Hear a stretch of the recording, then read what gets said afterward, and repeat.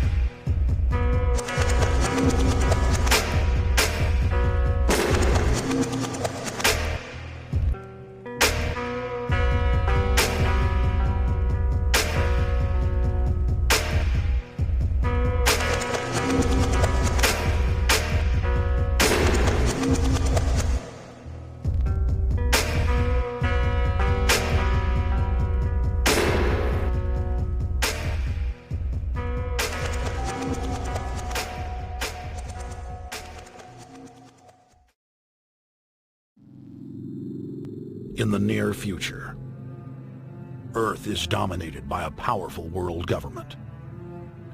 Once free nations are slaves to the will of a tiny elite. The dawn of a new dark age is upon mankind.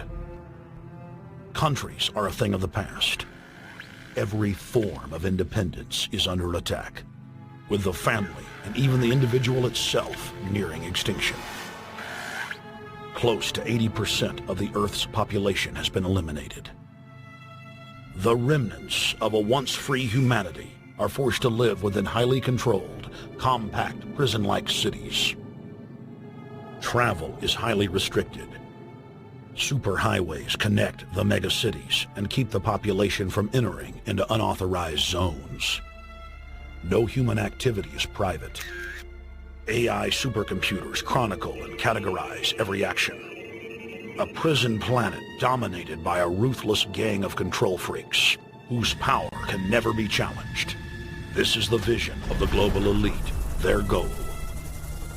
A program of total dehumanization, where the science of tyranny is law. A worldwide control grid, designed to ensure the overlord's monopoly of power forever. Our species will be condemned to this nightmare future unless the masses are awakened to the New World Order master plan and mobilized to defeat it.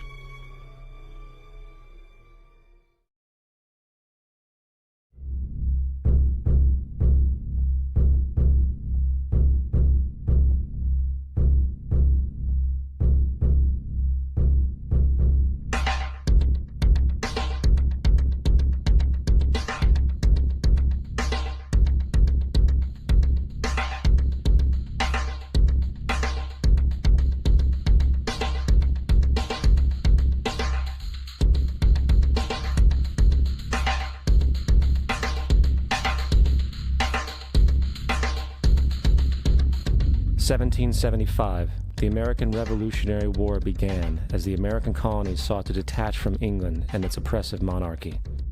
Though many reasons are cited for the revolution, one in particular sticks out as the prime cause: that King George III of England outlawed the interest-free, independent currency the colonies were producing and using for themselves, in turn forcing them to borrow money from the Central Bank of England at interest, immediately putting the colonies into debt.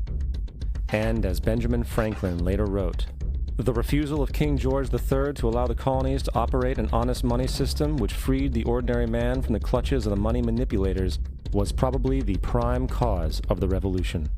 In 1783, America won its independence from England. However, its battle against the central bank concept and the corrupt, greed-filled men associated with it had just begun. So what is a central bank? A central bank is an institution that produces the currency of an entire nation. Based on historical precedent, two specific powers are inherent in central banking practice: the control of interest rates and the control of the money supply, or inflation. The central bank does not simply supply a government's economy with money, it loans it to them at interest. Then, through the use of increasing and decreasing the supply of money, the central bank regulates the value of the currency being issued. It is critical to understand that the entire structure of this system can only produce one thing in the long run: debt. It doesn't take a lot of ingenuity to figure this scam out. For every single dollar produced by the central bank is loaned at interest. That means every single dollar produced is actually the dollar plus a certain percent of debt based on that dollar. And since the central bank has the monopoly over the production of the currency for the entire country, and they loan each dollar out with immediate debt attached to it, where does the money to pay for the debt come from? It can only come from the central bank again, which means the central bank has to perpetually increase its money supply to temporarily cover the outstanding debt created, which in turn, since that new money is loaned out at interest as well, creates even more debt. The end result of this system without fail is slavery, for it is impossible for the government and thus the public to ever come out of the self-generating debt. The founding fathers of this country were well aware of this.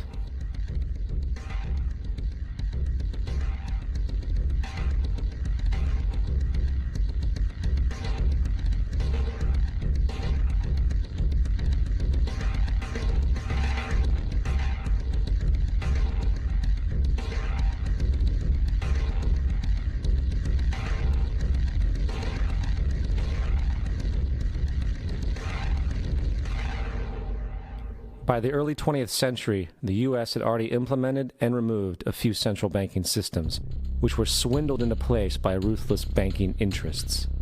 At this time, the dominant families in the banking and business world were the Rockefellers, the Morgans, the Warburgs, the Rothschilds. And in the early 1900s, they sought to push once again legislation to create another central bank. However, they knew the government and public were very weary of such an institution, so they needed to create an incident to affect public opinion. So, J.P. Morgan, publicly considered a financial luminary at the time, exploited his mass influence by publishing rumors that a prominent bank in New York was insolvent or bankrupt. Morgan knew this would cause mass hysteria, which would affect other banks as well. And it did. The public, in fear of losing their deposits, immediately began mass withdrawals.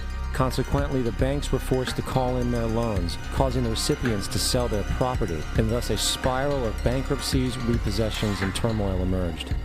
Putting the pieces together a few years later, Frederick Allen of Life magazine wrote, "The Morgan interests took advantage to precipitate the panic, guiding it shrewdly as it progressed." Unaware of the fraud, the Panic of 1907 led to a congressional investigation headed by Senator Nelson Aldrich, who had intimate ties to the banking cartels and later became part of the Rockefeller family through marriage. The commission, led by Aldrich, recommended a central bank should be implemented so a panic like 1907 could never happen again. This was the spark the international bankers needed to initiate their plan. In 1910, a secret meeting was held at a J.P. Morgan estate on Jekyll Island off the coast of Georgia. It was there that the central banking bill called the Federal Reserve Act was written. This legislation was written by bankers, not lawmakers. This meeting was so secretive, so concealed from government and public knowledge that the 10 or so figures who attended disguised their names when en route to the island. After this bill was constructed, it was then handed over to their political frontman, Senator Nelson Aldrich, to push through Congress. And in 1913, with heavy political sponsorship by the bankers, Woodrow Wilson became president, having already agreed to sign the Federal Reserve Act in exchange for campaign support. And 2 days before Christmas, when most of Congress was at home with their families, the Federal Reserve Act was voted in, and Wilson in turn made it law. Years later, Woodrow Wilson wrote, in regret,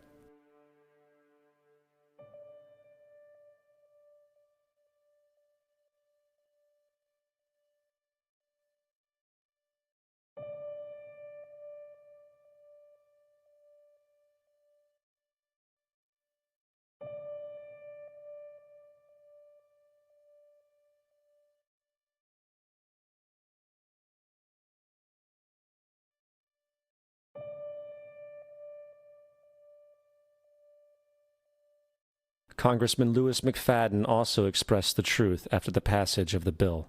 A world banking system was being set up here, a superstate controlled by international bankers, acting together to enslave the world for their own pleasure. The Fed has usurped the government.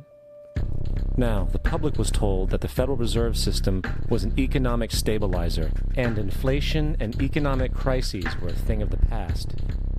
Well, as history has shown, nothing is further from the truth. The fact is, the international bankers now had a streamlined machine to expand their personal ambitions. It's alive! It's alive! It's alive! For example, from 1914 to 1919, the Fed increased the money supply by nearly 100%, resulting in extensive loans to small banks and the public. Then, in 1920, the Fed called in mass percentages of the outstanding money supply, thus resulting in the supporting banks having to call in huge numbers of loans, and just like 1907, bank runs, bankruptcy, and collapse occurred. Over 5,400 competitive banks outside of the Federal Reserve System collapsed, further consolidating the monopoly of a small group of international bankers. Privy to this crime, Congressman Lindbergh stepped up and said in 1921, "Under the Federal Reserve Act, panics are scientifically created. The present panic is the first scientifically created one, worked out as we figure a mathematical equation." However, the panic of 1920 was just a warm-up. From 1921 to 1929, the Fed again increased the money supply, resulting once again in extensive loans to the public and banks.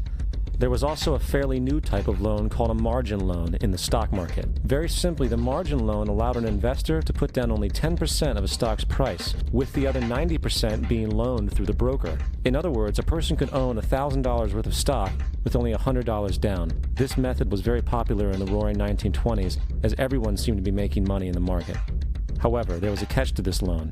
It could be called in at any time and had to be paid within 24 hours. This is termed a margin call, and the typical result of a margin call is the selling of the stock purchased with the loan.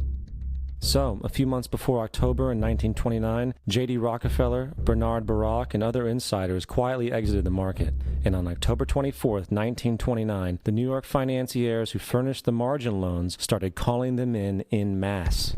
This sparked an instantaneous, massive sell-off in the market, for everyone had to cover the margin loans. It then triggered mass bank runs for the same reason, in turn collapsing over 16,000 banks, enabling the conspiring international bankers to not only buy up rival banks at a discount, but to also buy up whole corporations at pennies on the dollar. It was the greatest robbery in American history. But that didn't stop there.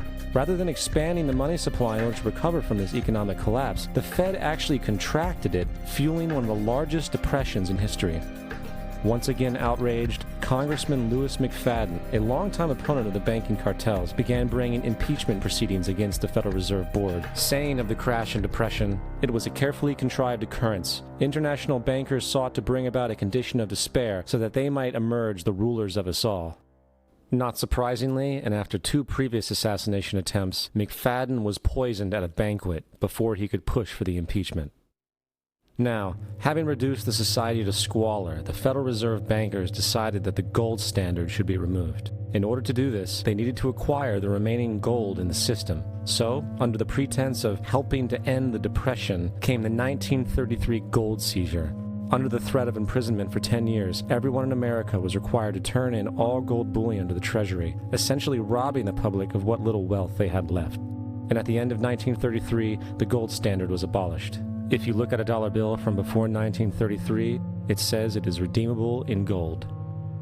You look at a dollar bill today, it says it is legal tender, which means it is backed by absolutely nothing. It is worthless paper. The only thing that gives our money value is how much of it is in circulation. Therefore, the power to regulate the money supply is also the power to regulate its value, which is also the power to bring entire economies and societies to its knees.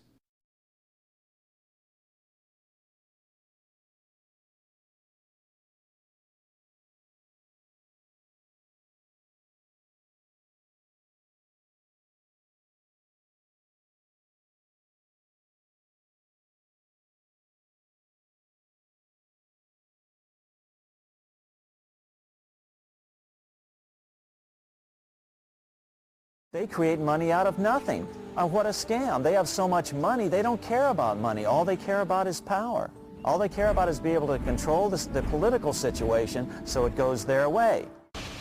After a man has far more money than he possibly can spend for pleasures, what is left to excite him? For those with a ruling class mentality, the answer is power, raw power over other human beings. Money can buy such power only to a point. Beyond that, politics is the sport, and world politics is the ultimate game.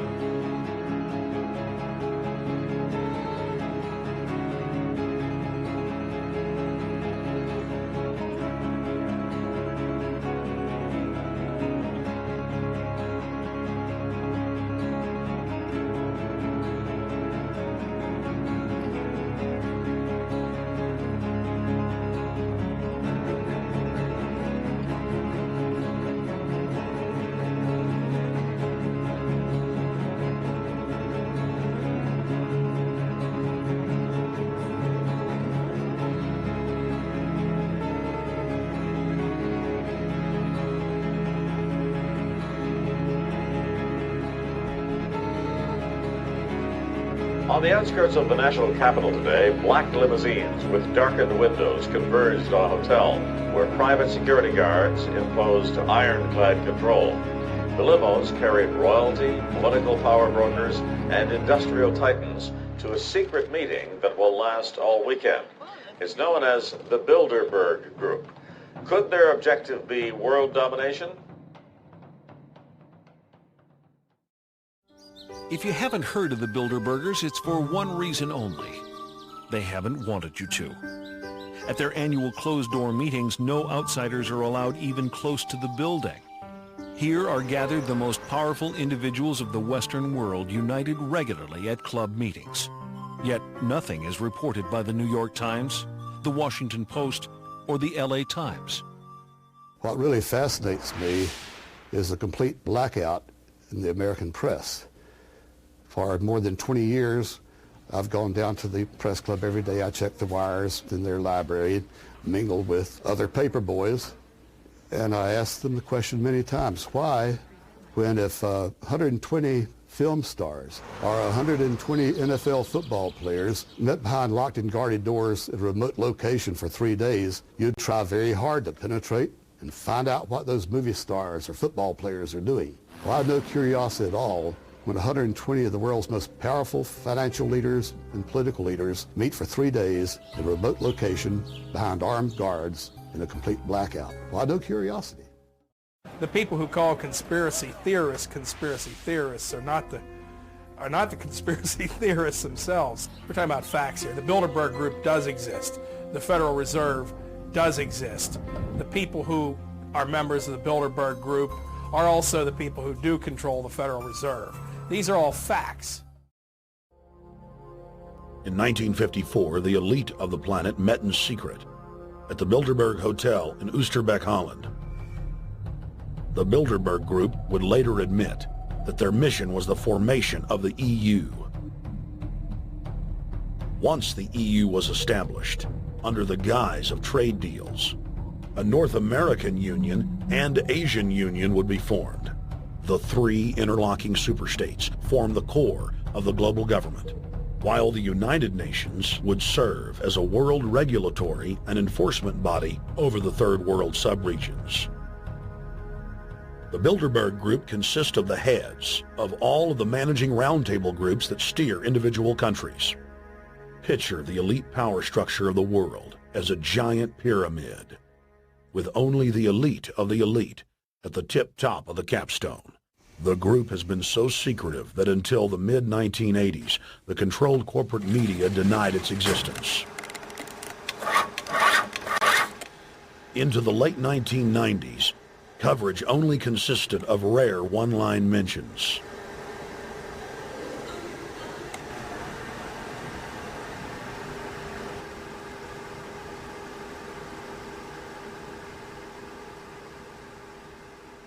With the rise of the alternative media, their stranglehold on information has begun to slip. What we do hear coming out of those meetings is incredible about the plans of the New World Order to consolidate power. Political power and economic power coming together at the highest level. But what I call the lapdog media, the controlled media in this country, you would think that they would be going to court, crying freedom of information, open meetings, sunshine law, and all of these things, but the silence is deafening. Why is it the major media would deny this? Let's look at the ownership of the major media. Let's look at the roster of, say, the Bilderberg meeting. Katharine Graham owns the Washington Post. Katharine Graham has been to the Bilderbergers. Conrad Black, one of the largest media barons in Canada and Europe, has not only been to these meetings, but he has hosted the meeting just a few years ago. Every year they meet in secret, and there is an absolute news blackout. There is never anything reported in any of those papers. David Rockefeller himself thanked the media for keeping this all hushed up.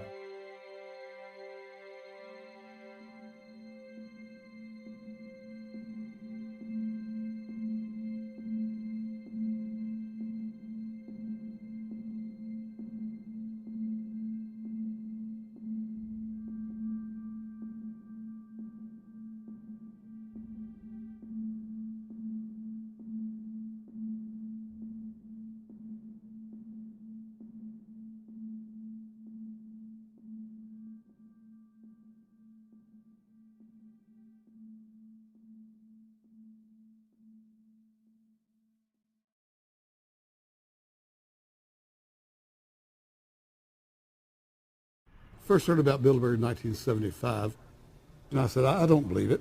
That's not possible. Who in hell's Bilderberg? I spent 20 happy years with metropolitan newspapers. All the wires are clicking at my ear. That could not happen without me knowing about it. And the thing that first impressed me most was columns in 1957 by the late, great Westbrook Pegler, widely syndicated columnist.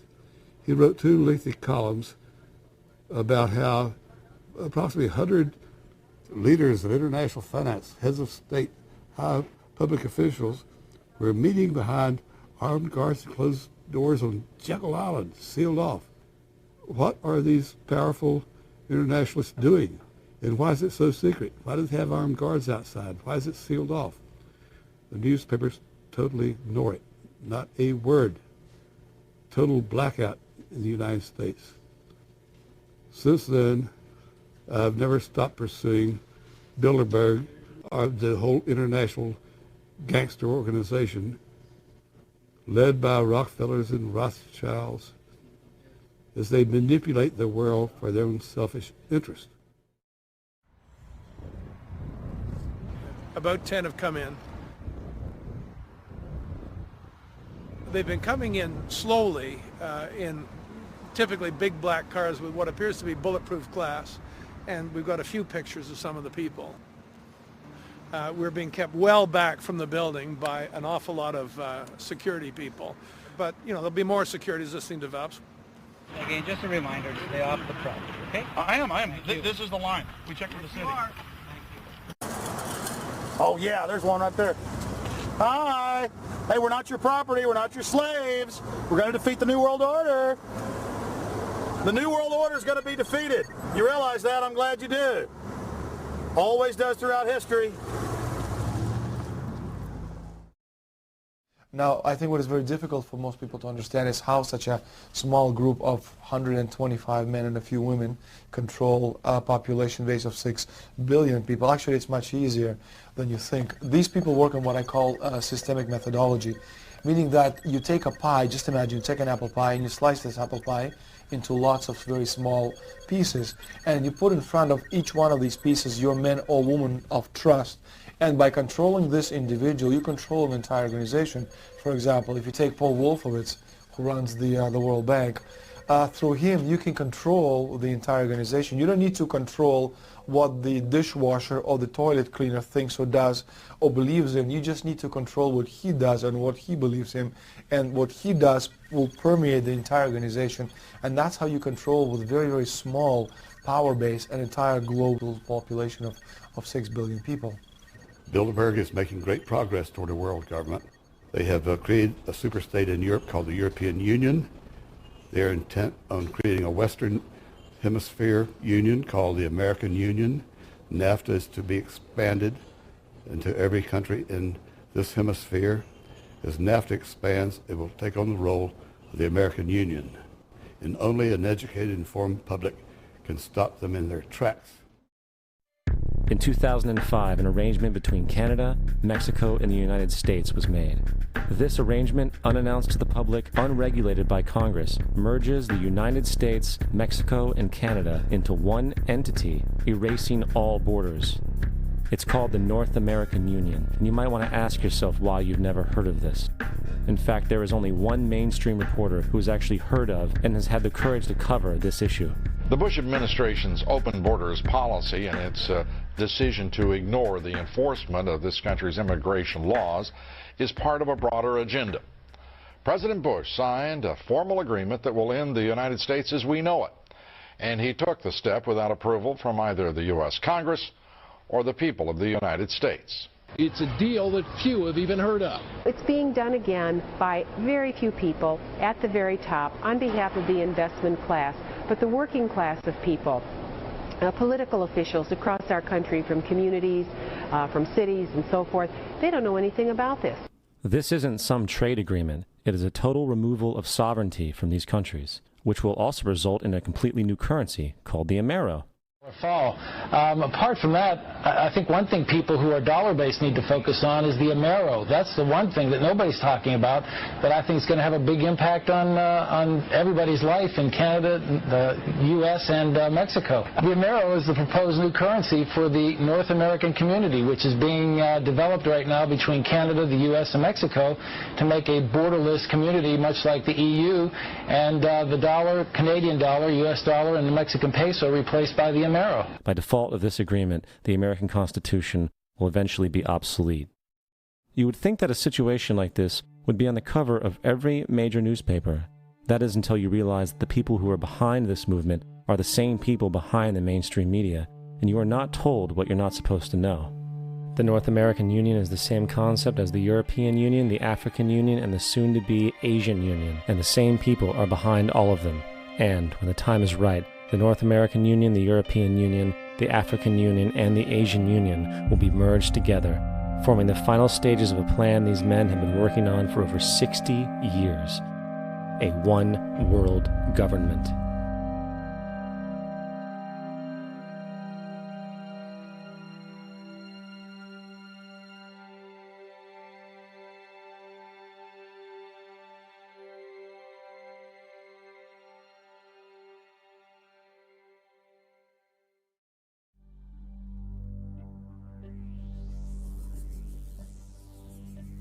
A globalist is someone who believes in globalism, and globalism essentially is the desire for one world government, one world military, one world economy, which on a broad philosophical basis may not be that bad. But the problem is that we are being pushed into globalism by secrecy and by deceit. And nobody's getting a chance to actually consider the ramifications or consider the methodology that's being used to push us into this globalization. And that leads to the $64,000 question. Let's assume that these globalists, and they make no secret about their desire for one world economy, one world government, let's assume that they're successful. What is our guarantee that some new Hitler-like tyrant won't gain control of that worldwide mechanism? The driving force behind globalism is just plain old socialism. because if they want to control every person in the world, if they're going to take care of you from cradle to grave, if they're going to take care of the education system, they're going to take care of the health system, all of that requires central administration. And the wealthy elite who have the money and the power know that if they can create a one world global social system, that they can control the central authority. In other words, world control, world domination, one of the oldest desires in the history of the world, going all the way back to Alexander the Great. The way that this can be done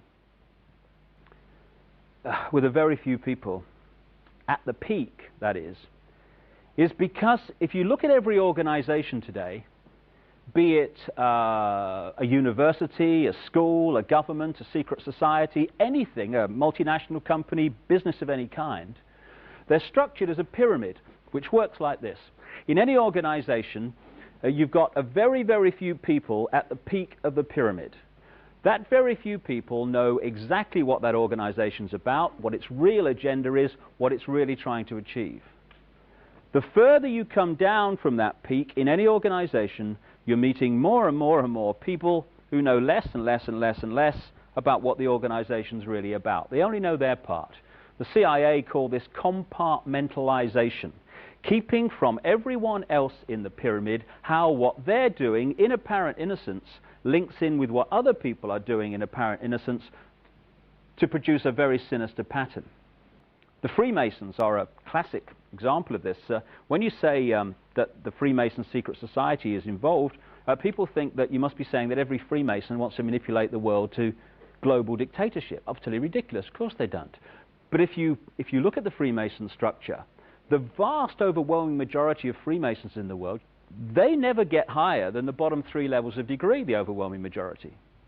But in the Scottish Rite of Freemasonry, which pervades much of world politics, particularly in America and other areas, there's another 30 degrees above that to the 33rd degree, which the vast majority of Freemasons never get near.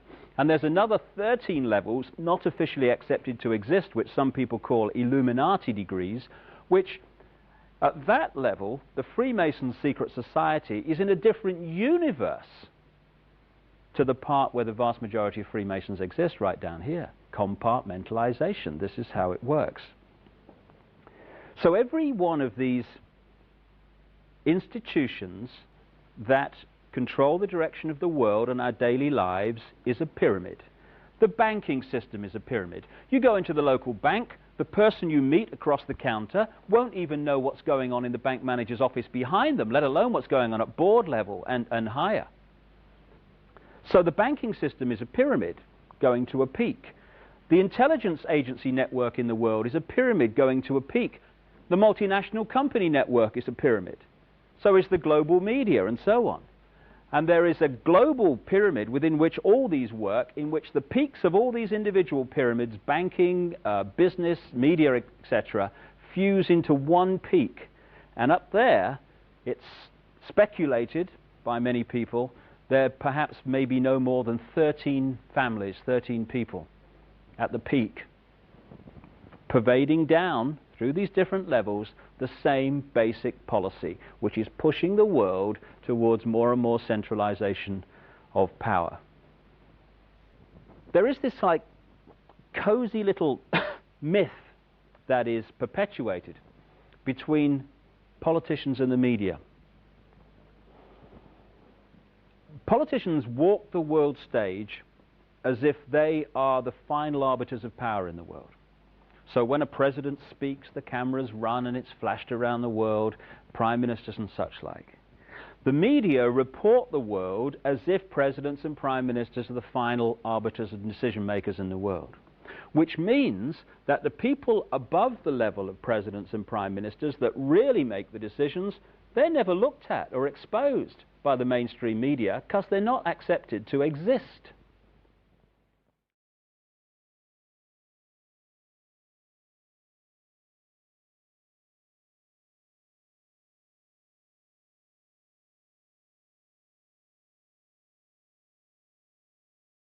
Well, I was in the FBI for 27.5 years, and at the time of my retirement in 1979, I was the senior special agent in charge of the FBI Los Angeles office. I developed information personally about just extensive corruption in the government, not only at the federal level, but all the way down to the city and state level across this country.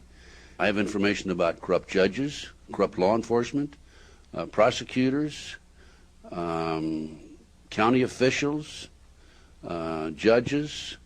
It involves drugs, involves pornography, involves prostitution, it involves cults, pedophilia. The bottom line is to take over the country and the world. For what, though? Power, greed. This goes back over 200 years, back to 1776, with the establishment of an organization known as the Illuminati.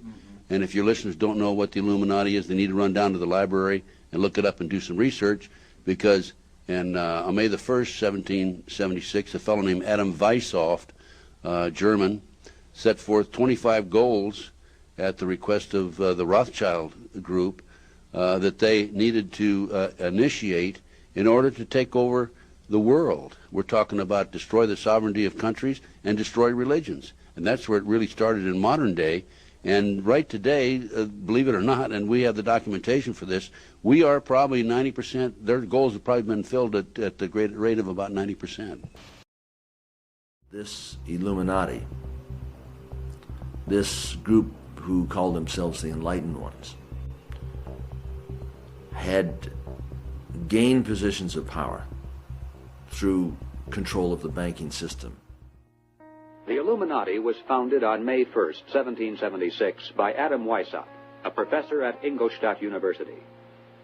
Weishaupt obviously had been a serious student of the occult, for many of its bizarre features and symbols were incorporated into his organization. Weishaupt had been active in the Masonic lodges of Germany, and found in them the perfect vehicle for recruiting into his secret order, which he described publicly as the highest level of Freemasonry.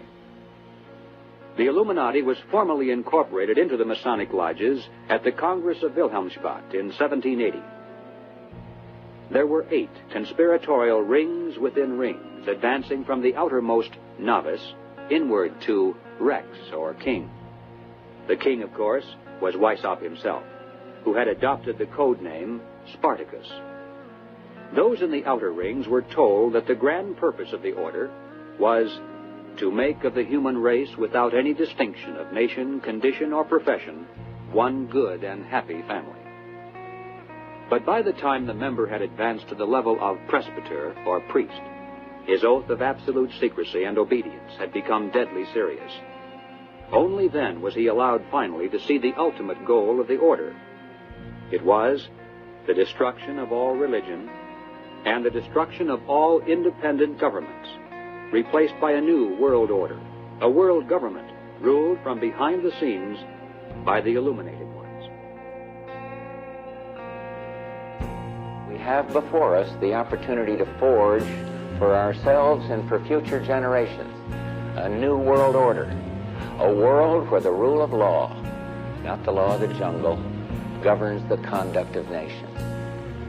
When we are successful, and we will be, we have a real chance at this new world order, an order in which a credible United Nations can use its peacekeeping role to fulfill the promise and vision of the UN's founders. I call upon all states to join ranks in order to found the new world order of the 21st century. And people talked then, in 1990, of a new world order. What they actually meant then was a new political order. And the question for us is how we meet and master all these challenges to ensure that Britain enhances its competitiveness in the process and realizes what I believe is our destiny of success in this new world order. So, in conclusion, ladies and gentlemen, a new world is emerging. It is a new world order with significantly different and radically new challenges for the future. On the back of the dollar bill, you'll see the symbol on the left-hand side of the bill, which is Annuit Coeptis, which means our enterprise is now a success, or our enterprise is crowned with success. Annuit Coeptis. So you say, fine, so you have an enterprise and is now crowned with success. What enterprise are you talking about? Novus ordo seclorum. Novus is novus, meaning new. Ordo is order, and seclorum is where we get the word secular, meaning the world. So it's new order of the world, the New World Order. George Bush's New World Order is now a success. Bill, you've heard an awful lot of dramatic speeches and seen dramatic moments in times of great gravity for the nation. How would you assess this evening? This was a stirring address, in my view, shorter than his father's speech when he announced the New World Order, shorter than his father's speech when he announced the New World Order.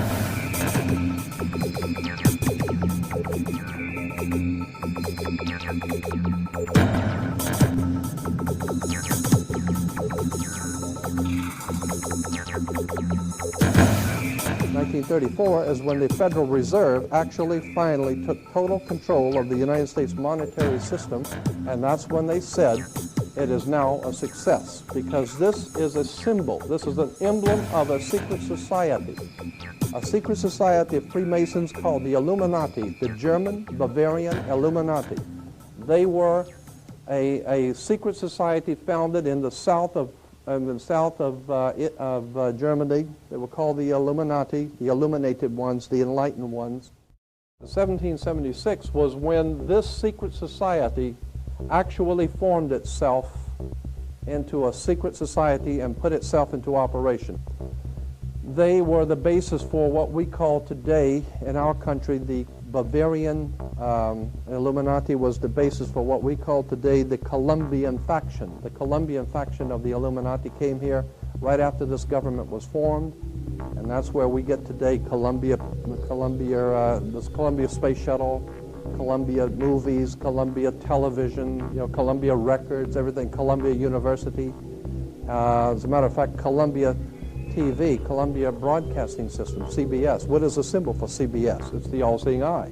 And that's why our government is in the District of Columbia, because these guys own our government. They print our money, and they own not only the government, but they own you. You are their property. So, in other words, these guys print the money, they run the country, and they own you, and they own everything around it. And so they make the laws, and that's why they can decide who can kill who and who can get away with who and who can get away with whatever, because they make the laws and they decide, all right? As I said to you before, there are 13 layers in this pyramid. There are 13 letters in Eno Coeptus, but 13 is a very important number to this secret society. There are 13 stripes, there are 13 stars here, which make up the Star of David. The 13 berries, there are 13 leaves, 13 arrows. There are 32 feathers here and 33 feathers there. Everything is done in a sequence of 13. 13, of course, is based on, this is what we call Masonic symbolism. Freemasons designed this dollar bill. Everything is done in a sequence of 13, and again, I draw your attention to the fact that you have 13 stars here, which collectively make up the Star of David. There's a reason why. On the $1 bill at the top, you'll see this little image right here. But if you blow it up from an actual photograph, you'll see it is it's a little owl. It's a symbol of the Bohemian Society. The Bohemian Society meets in California on the last 2 weeks of July of every year. I have pictures showing all of the presidents, all of the living presidents, excluding the new one, but all of the living presidents at Bohemian Grove in Northern California, and they're all wearing red and black Ku Klux Klan dress type of regalia, like the Ku Klux Klanners, with the pointed headdress and everything. And I mean, that's quite a sight to see presidents dressed like Ku Klux Klan members, right? And they're standing in front of a big open pit of fire, and behind them is about a 20 to 25 foot owl behind them. And the article in Elm Magazine and Time Magazine, I've got 2 or 3 different magazines showing basically the same pictures. It says that the presidents meet with all of the heads of industry throughout the world, all of the heads of state throughout the world, and all of the most important wheeler dealers in this country, and they all meet up in Northern California, and they have rituals where they go before the owl after midnight, And what a picture you got, with all the presidents dressed up like Ku Klux Klanners with black and red robes on before an owl. And these are your presidents of this country. And the reason why they chose the owl is because the owl is a symbol used in Europe by secret societies, because the owl is wise, because it sees things in the dark. And the implication is, of course, that's why they are where they are, because they're very brilliant and they know things that you don't know. Our story begins in Northern California over 100 years ago, when locals began to spread rumors of bizarre occult rituals being conducted in the ancient redwood groves of Sonoma County. As the decades passed, it became clear these incredible stories had a basis in truth, and their source was a 2,700-acre private club known as the Bohemian Grove. Then, in a time period between the mid-1970s and the early 1990s, scores of reporters attempted to infiltrate the Grove. All attempts were unsuccessful. Grove security identified them, threw them out for trespassing, or in some cases, had the local police arrest them. To many, it seemed the Grove's secrets would never become public. All of that changed on July 15th, 2000, when we ripped aside the veil of secrecy and were successfully able to penetrate the Bohemian Grove on their high holy day and videotape the cremation of care ritual. Our infiltration is chronicled in my documentary film, Dark Secrets Inside Bohemian Grove. As the news spread across the planet that the Bohemian Grove had been blown wide open and that their secrets were public, the people were amazed. They were amazed to learn that many U.S. presidents and British prime ministers, German chancellors, the Hollywood elite, the heads of business and academia, Federal Reserve chairmen were traveling to the Grove each year, and that presidents had been going there since the turn of the last century in 1900. They were shocked by each new revelation of ritualistic depravity.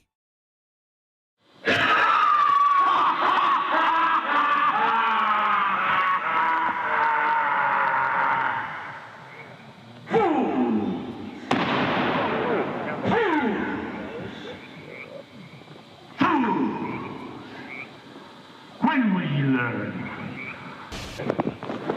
Wow. Great son of all mortal wisdom, Owl of Bohemia, we beseech thee, grant us thy counsel.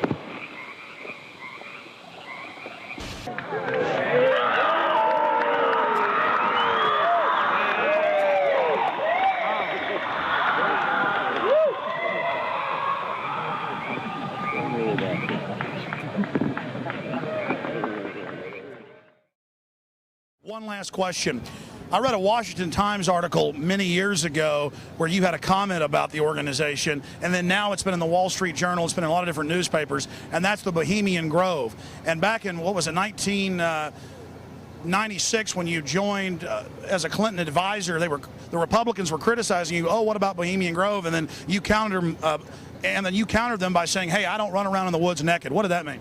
Here is the before-mentioned Washington Times article where he said, I didn't run around naked like they do. I don't know what quote you're referring to. I'm not aware of any quote like that. Listen, I am a happy member of the Bohemian Grove. I like the folks who come there, and it's really inappropriate for me to talk about the group beyond that. Thank you. Have you been there for the ceremony with the cremation of care? Frankly, I don't think that's something I need to talk to you about. Really? That's right. Well, I'm Alex Jones, and I snuck in there in 2000. I'm the guy that blew it wide open and got the video, and it's been on national TV. Well, I disrespect you for that. You do? I do. But it's a lot of big public officials going in there. Don't we deserve to know? I don't know anything about you, and I don't know anything about your film. But if you go in there with an understanding, you violated that understanding by releasing that film, and I don't respect you for that. Really? But we have public officials. I'm sorry. You took an understanding when you went in there that you would not do that film. And did you have an understanding when you went in there? No. Did you crash it? Yes. Yeah, and it has no trespassing signs there too, doesn't it? No, they put them up after. Oh, I'm sorry. I just walked in. I'm sorry, sir. I've been there before. I know what the circumstances are, and I'm sorry you violated the understandings. That was not a gentlemanly thing to do. But what about the ritual? Is the ritual gentlemanly?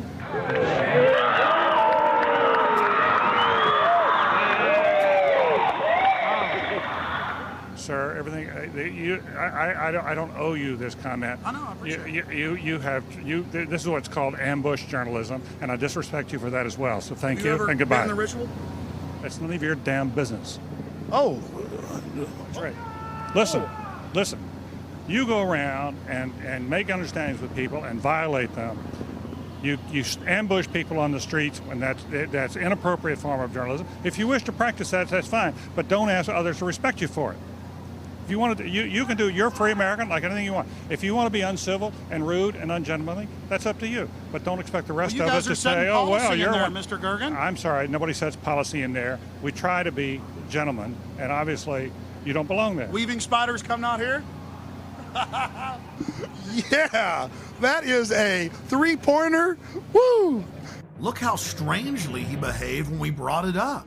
Why is he acting so secretive? And why did he get so angry when he discovered that we'd snuck in? You see, they take it very, very seriously. This is one of the hallmarks of the occult and secret societies. The word occult means secret. Secrecy is part of their religion. They revel in it. And when it's violated, they become extremely angry. Our social lives, going to the football game or the PTA, a little bit different than your average world leader or corporation chief. No, in their spare time, they worship Moloch and do mock human sacrifices. We just need to get used to that and accept them as our leaders. Think about it. If your neighbor was engaging in mock human sacrifices to Moloch, the demon idol that was worshipped all over the Mediterranean and the Middle East, would you let that neighbor walk your dog or house sit, or how about babysit your children, or be in control of the nuclear launch codes? Well, let me give you a revelation. They are in control of the national deficit, of Congress, of your bank account, of your local police department, and they see you as cattle, as their slaves.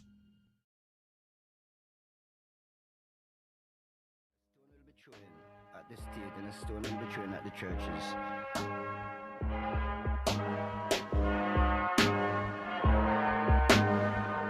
Just witnessed some kind of secondary follow-up explosion. 10 o'clock Eastern Time this morning, just collapsing on itself.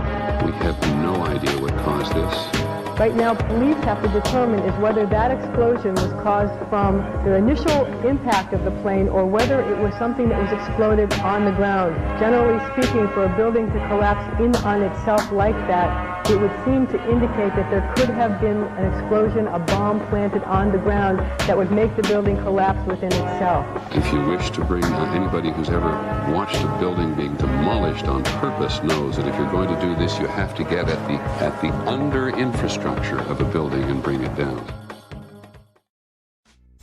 The Twin Towers were composed of 200,000 tons of steel, 425,000 cubic yards of concrete, 103 elevators, 43,600 windows, 60,000 tons of cooling equipment, and a 360-foot television antenna. The core of each tower was 87 by 133 feet, comprised of 47 box columns 36 by 16 inches thick. Were the Twin Towers brought down as a result of the airplanes that struck them and the fires that followed, or were they brought down in a controlled demolition? Where would people get an idea like that? Pancake theory, according to which the fires, while not melting the steel, heated it up sufficiently to cause the floors weakened by the airplane strikes to break loose from the steel columns, and this started a chain reaction. So you would expect then from that theory, which is the official theory, to see a whole stack of floors piled up on top of each other and then a spindle of core columns standing too. The core of each of the Twin Towers consisted of 47 massive steel columns. If the floors had broken loose from them, these columns would have still been sticking up into the air 1,000 feet. The plane did not cut all those core columns.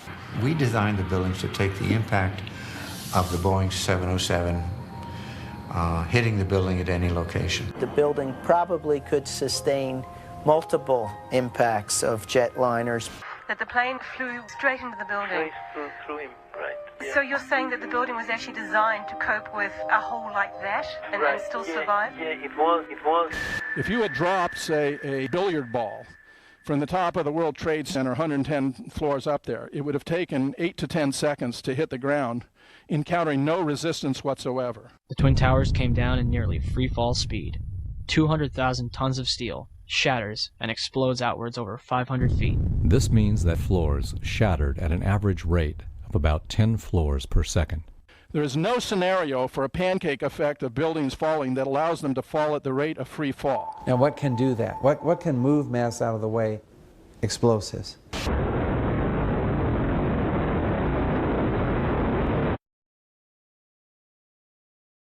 We heard the noise associated with an implosion. Secondary explosion on Tower 2. Some sort of explosive device. We're obviously having a bit of trouble right now maintaining our location because we just heard one more explosion. There was another major explosion. Do you know anything about those extra explosions we heard? No, I do not. Were they car bombs? I have no idea, ma'am. The string shook, and I heard like an explosion. Do you know if it was an explosion or if it was a building collapse? To me, it sounded like an explosion. We heard a very loud blast and explosion. They were taking photographs and securing this area just prior to that huge explosion that we all heard and felt. Not clear now is why this explosion took place. When there was some sort of collapse or explosion, from street level, as though it had exploded up, a giant rolling ball of flame, and the firefighters screamed, "Run!" There was this blast of warm air. It wasn't hot. It was warm. And it picked me up and threw me up against the wall of the building. You were picked up off the ground. Physically picked up off the ground. I remember an explosion. At that point, I got knocked out. I don't remember anything. Then I got up, and I looked out the window because the windows exploded, and the street below caved in. And at that point, there was like fireballs coming up. An hour later than that, we had that big explosion from much, much lower. I don't know what on earth caused that. About 15 minutes after they made their entry, we heard a boom. I don't know if that was the infrastructure that was going or another explosion. Again, there has been a second explosion. John, just seconds ago there was a huge explosion, and it appears right now the second World Trade Tower has just collapsed. All of a sudden I heard rumbling, and we all started running away from it. The glass blew out and threw me onto the sidewalk, and I couldn't see for 20 seconds. It was like holy hell coming down them stairs.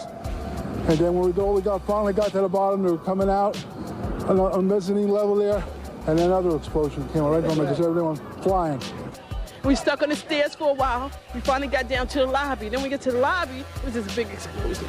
So I was real lucky. I don't know what happened to the people behind me when that blast occurred. And was actually on the 78th floor of the second tower, and was evacuating the tower, and experienced all these explosions and made his way back down. We presume because of the initial explosion, there may have been secondary explosions as well that were detonated in the building by these terrorists. There was a secondary explosion, probably a device either planted before or on the aircraft that did not explode until an hour later. I heard a second explosion and another rumble and more smoke and more dust. I ran inside the buildings, the chandelier shook, and again, black smoke filled the air. Within another 5 minutes, we were covered again with more silt and more dust. And then a fire marshal came in and said we had to leave because if there was a third explosion, this building might not last. Eyewitnesses also reported that explosions had taken place in lower levels of both the North and South Tower. Here it comes. Whoa, move. They were having coffee in the World Trade Center when the first plane struck.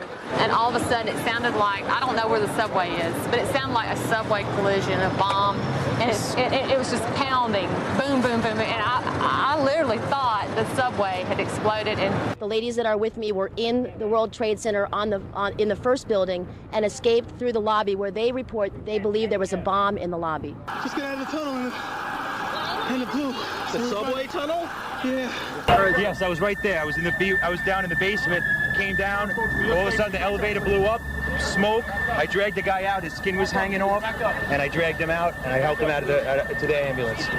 And when I got up to the concourse level, it was just like gunfire, and then just 3 big explosions. And and even the turnstile was burnt and was sticking up, and they just told us to run. I heard the first explosion, and the elevator blew up. And as we were coming out, we passed the lobby. There was no lobby. So I believe the bomb hit the lobby first, and a couple of seconds then the first plane hit. Our office was on the B1 level. As I was talking to a supervisor at 8:46, and all of a sudden we hear, boom! An explosion so hard that pushed us upwards. And it came from the basement between the B2 level and the B3 level. And when I went to verbalize, we hear, boom! The impact of the plane on the top. As I'm walking by the main freight car of the building in the corridor, that's when I got blown. I mean, the impact of the explosion threw me to the floor, and that's when everything started happening. All of a sudden, a big impact happened again, and all the ceiling tile was falling down, the light fixtures were falling. You know, you got to go clear across the whole from 1 to 2 World Trade Center, and then all of a sudden, it happened all over again. Something else hit us to the floor. Right in the basement, you felt it. Walls were caving in, everything that was going on. I mean, I know of people that got killed in the basement. I know of people that got broken legs in the basement. People that got reconstructive surgery because the walls hit them in the face. On 9/11, New York City lost 343 firefighters at the World Trade Center. Since they were the ones inside the towers before and as they collapsed, I'd say they've got a pretty good grasp on what happened. So what does the FDNY think? I went around by the freight elevator and I could see it was just blown. It was just a giant ship. 30th floor. We hear another explosion. And at that time, we heard a huge explosion. Firefighter Louis Caccioli told People Weekly, "I was taking firefighters up in the elevator to the 24th floor to get in position to evacuate workers. On the last trip up, a bomb went off. We think there were bombs set in the building." For more than a year, the Port Authority blocked the release of a tape of firefighters' transmissions from the World Trade Center on 9/11. In November 2002, the tape was finally released to the New York Times and other news outlets. Why did it take so long to get the tape released? I got an eyewitness who said there was an explosion on floor 7-8. 7-8. We just had another explosion. Warren Street because of the secondary explosion. We've got numerous people covered with dust from the secondary explosion. And we got another explosion on the tower, 1013, 1013. Number 2 has had a major explosion and what appears to be a complete collapse surrounding the entire area. Who's involved in the secondary explosion at Tower 1K? I've got 5. It was like posting the war zone. There was nobody there. Where the fuck? What do we do? We made it outside. We made it about a block. We made it at least 2 blocks, and we started running. Floor by floor, it started popping out. It was like, if they had detonated. They were planning to take down a building. Boom, boom, boom, boom, boom, boom, boom. All the way down. I was watching it and running. One eyewitness was standing among a crowd of people on Church Street, 2.5 blocks from the South Tower, when he saw a number of brief light sources being emitted from inside the building between floors 10 and 15. He saw about 6 of these flashes, accompanied by a crackling sound before the tower collapsed. You heard a big explosion before the building fell? I saw it as it was happening, and it sounded as if you had 100 of those little black cat firecrackers and you lit them all off at once. That's what it sounded like. It sounded like the finale of the 4th of July over the East River.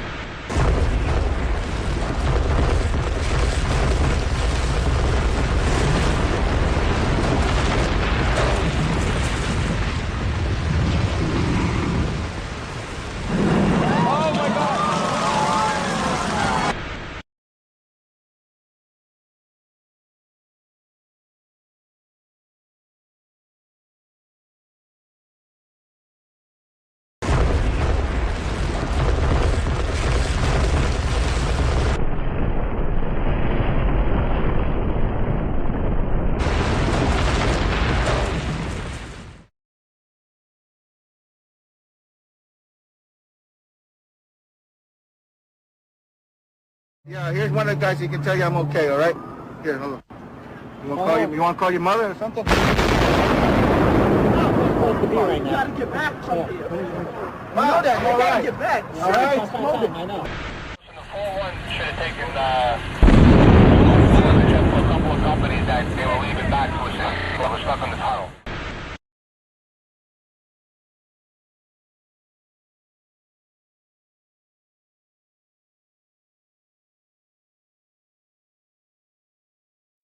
What does science have to say about the collapses? The collapse of the World Trade Center was picked up by Columbia University's observatory in Palisades, New York. The South Tower registered as a 2.1 earthquake. The North Tower registered as a 2.3 earthquake. Won Young Kim told Chris Bolin that their seismographs pick up underground explosions from a quarry 20 miles away.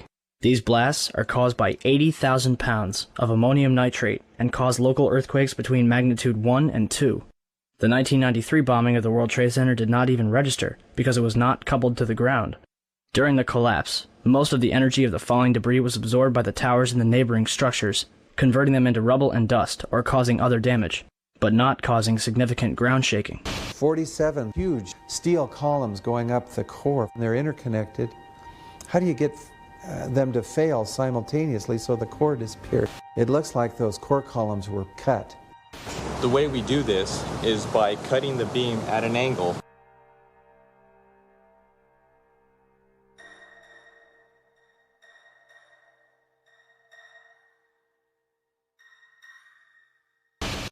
And our conclusion is that the building should not have fallen that rapidly if indeed fire caused the collapse. And in fact, there's one mechanical engineer, Gordon Ross, in the Journal of 911 Studies, who's done a thorough analysis based on conservation of momentum. If the official story was correct, then the heating that was supposed to cause the failure would have been a much slower event, and it would have been an asymmetric event.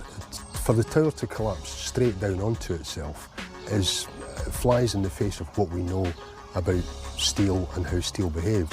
When we have a failure in one area, then the failures tend to continue within that area, and you'd see an asymmetric collapse, possibly the upper section falling off as it twisting away from the tower and falling off. But it's very unusual to see the upper section falling straight through the path of the greatest resistance, which was straight down through the middle of the tower. It just does not add up. Steel beams weighing up to 200,000 pounds were thrown laterally up to 500 feet.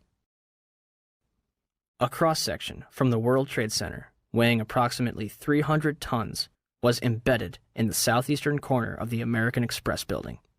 This piece would have had to travel at least 390 feet, maintaining enough kinetic energy to embed itself in the corner of the building. What we should have seen in the debris pile was a pyramidal shape. If it had been a gravity-driven collapse, we would have seen a roughly pyramidal shape or a conic shape. What we actually did see was a massive ejection of dust and debris and large sections of steel from well away from the towers, tens of meters away from the towers. That's hard to see a reason for that within a gravity-driven collapse. Do you still think the jet fuel brought down the World Trade Center? In all the videos of the collapses, explosions can be seen bursting from the building 20 to 30 stories below the demolition wave. Here,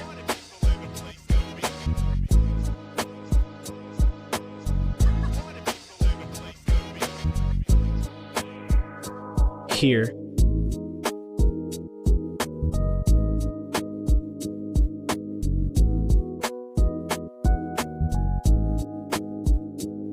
here,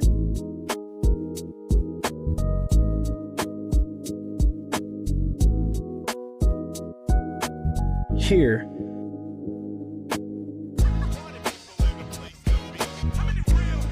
here,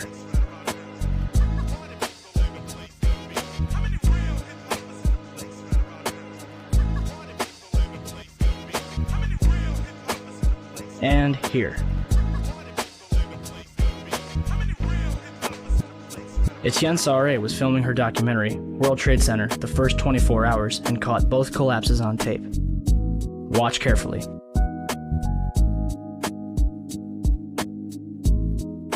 The tripod shakes 12 seconds before the North Tower begins collapsing. And something is knocked off the right-hand side of the building.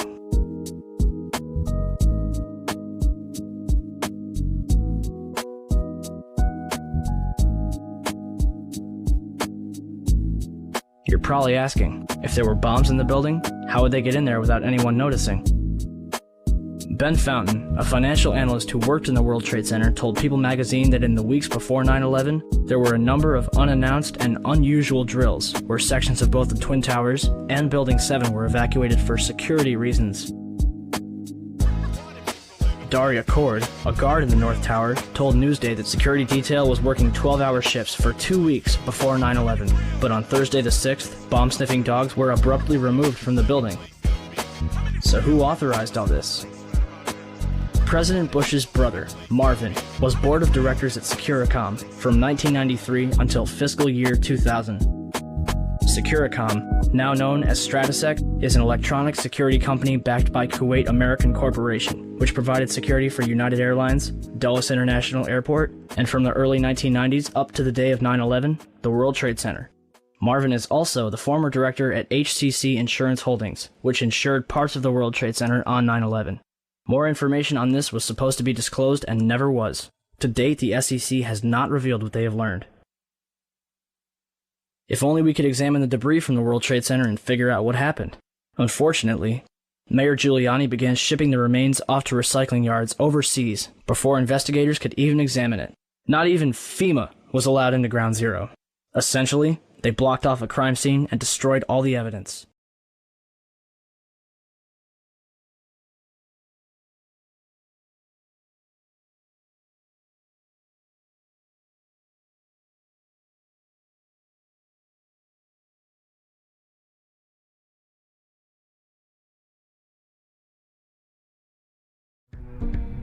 Since the inception of the Federal Reserve in 1913, a number of large and small wars have commenced.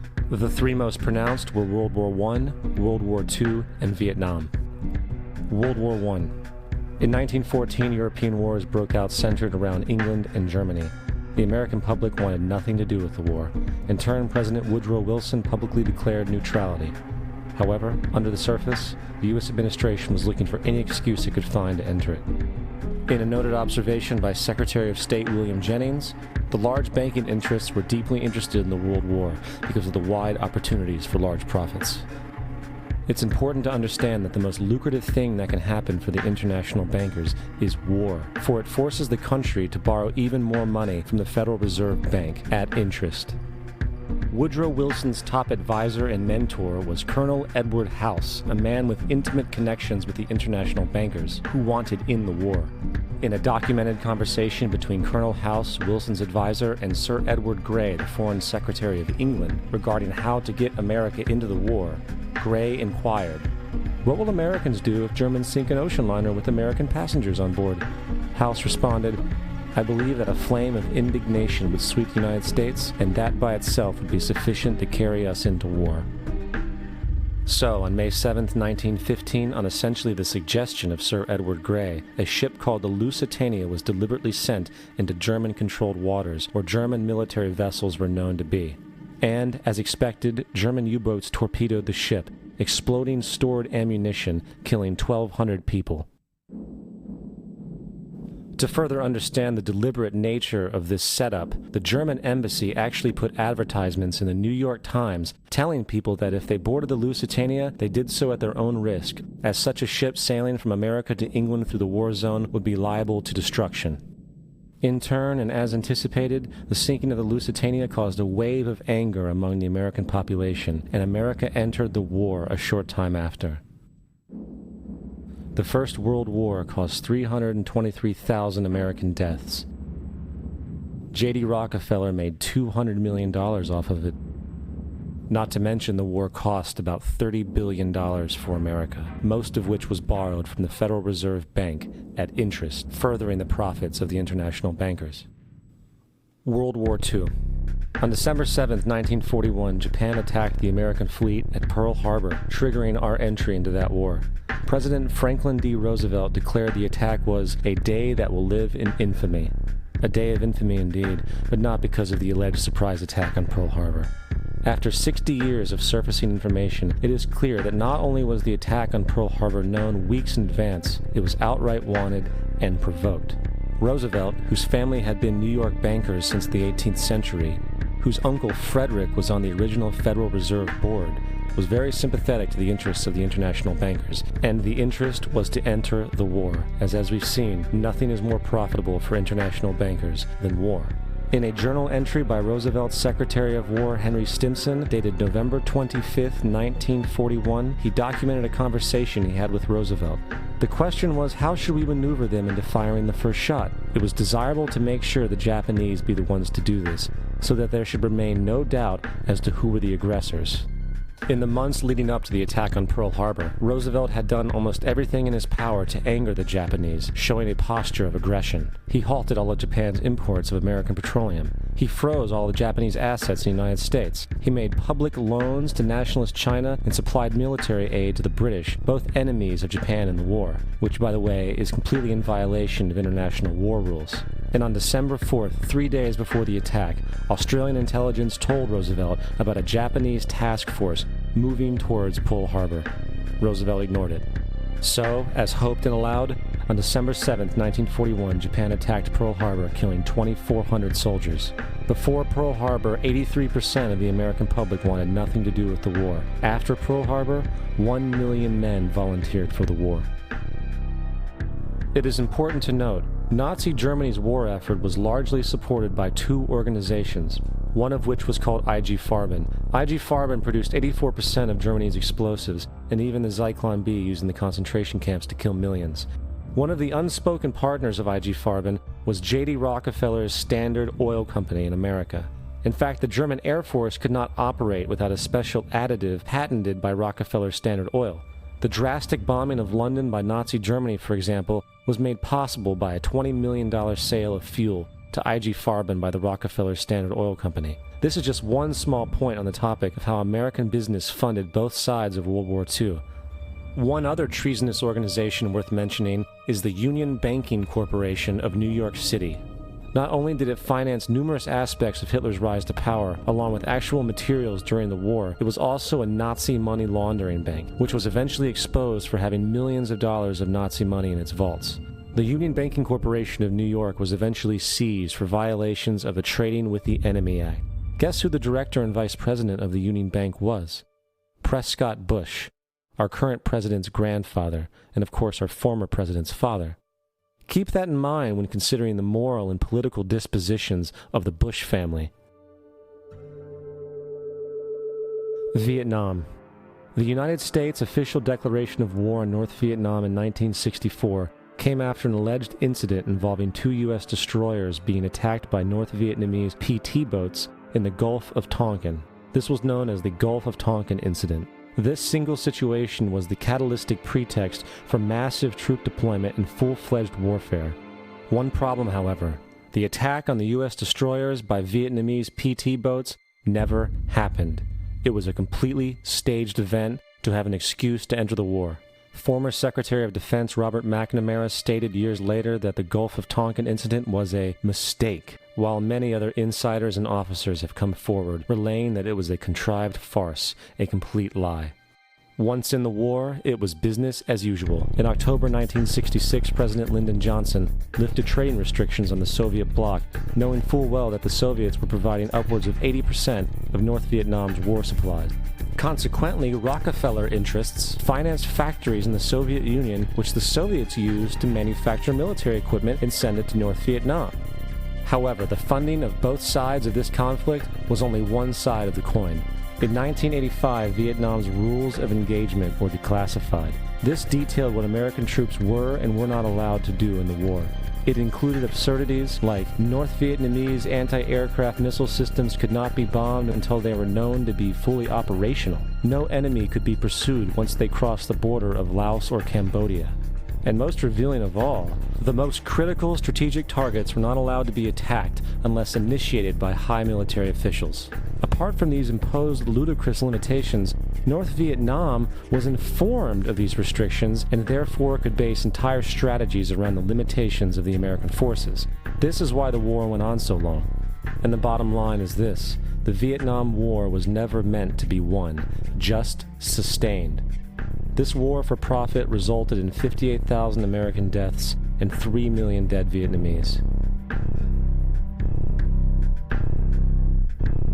So, where are we now?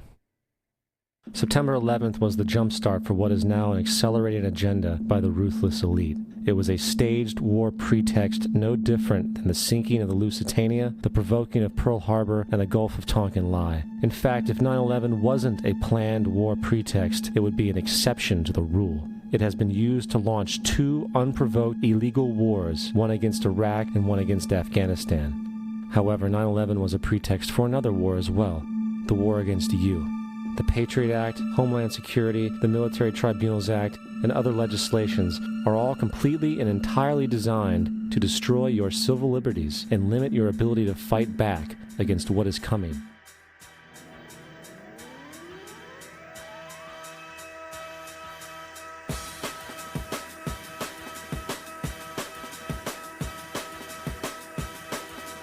September 11th, September 11th, September 11th, September 11th, September 11th, September 11th, September 11th, September 11th, September 11th, September 11th, September 11th, September 11th, September 11th, September 11th, September the 11th, September the 11th. Evil killers, Taliban, Al-Qaeda, Osama bin Laden. War and danger. Weapons of mass destruction. Terror, terror, terror, terror, terror, terrorism, terrorism, terrorism, terrorism, terrorism, terrorism, terrorism, terrorism, terrorism, terrorism, terrorism, terrorism, terrorism, terrorism, terrorism, global terrorism, global terrorism, world terrorism, global terrorism, global terrorism, global terrorism, global terrorism, the terrorists, terrorists, terrorists, terrorists, terrorists, terrorists, terrorists, terrorists, terrorists, terrorists, terrorists, terrorists, terrorists, terrorists, terrorists, terrorists, terrorists, terrorists, the evil terrorists. Terrorism. The words are hypnotically repeated. Terrorism, terrorist, terrorist threat, and of course, believed to be linked to Al-Qaeda. But it's the so-called war on terrorism that's in our faces practically 24/7 as the inescapable focus of our existence. One day, our grandchildren will look back on this time and ask, how was the war on terror won? The entire U.S. ruling class, ruling elite, comes to see terrorism as the preferred means, indeed the only means, to provide social cohesion, to provide an enemy image for the society to keep it together. According to neocon theory from Carl Schmitt, you have to have an enemy image in order to have a society. It's a very dangerous thing because now it means that the entire social order, the political parties, intellectual life, politics in general, all based on a monstrous myth. Monstrous myth. So there was no network? No. No. Probably not. We invented it. Invention's too strong a term. I think we projected it. We projected our own worst fears, and that what we see is a fantasy that's being created. Al-Qaeda is a global network with global reach. To target a deadly web of terror. The idea, which is critical to the FBI's prosecution, that bin Laden ran a coherent organization with operatives and cells all around the world, of which you could be a member, is a myth. There is no Al-Qaeda organization. There is no international network with a leader, with cadres who will unquestioningly obey orders, with tentacles that stretch out to sleeper cells in America, in Africa, in Europe. That idea of a coherent, structured terrorist network with an organised capability simply does not exist.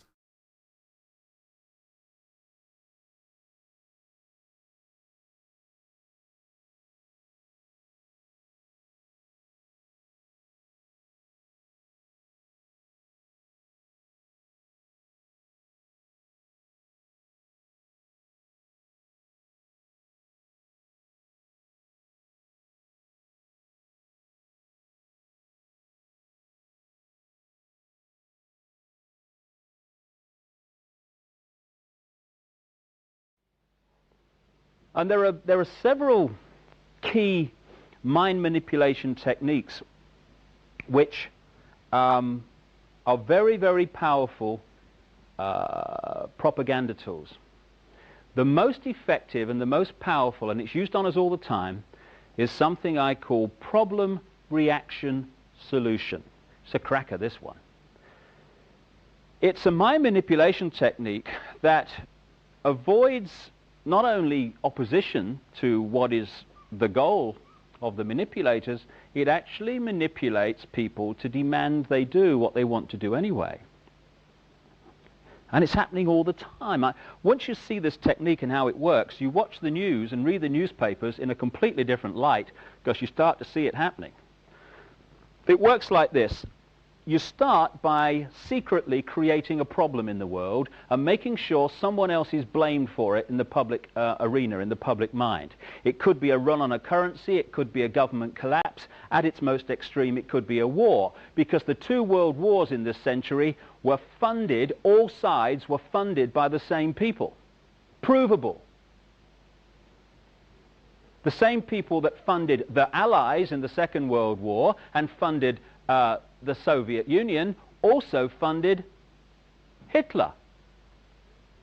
Why would they do that? Why would someone want to fund all sides in a war? What is good is a war? Well, first of all, on one level, it makes vast amounts of money if you're lending money to all sides and you're also selling them lots of arms and all that stuff. But the fundamental reason for a war is to change the nature of post-war society. And what we saw in the First World War and the Second World War were massive global examples of problem-reaction-solution, which work like this. The problem's created secretly. You then use the media, which isn't difficult, to wind up public opinion in relation to your manufactured problem to the point where public opinion utters the classic words, "Something must be done, this can't go on," which is always followed by, "Give my power away, what are they going to do about it?"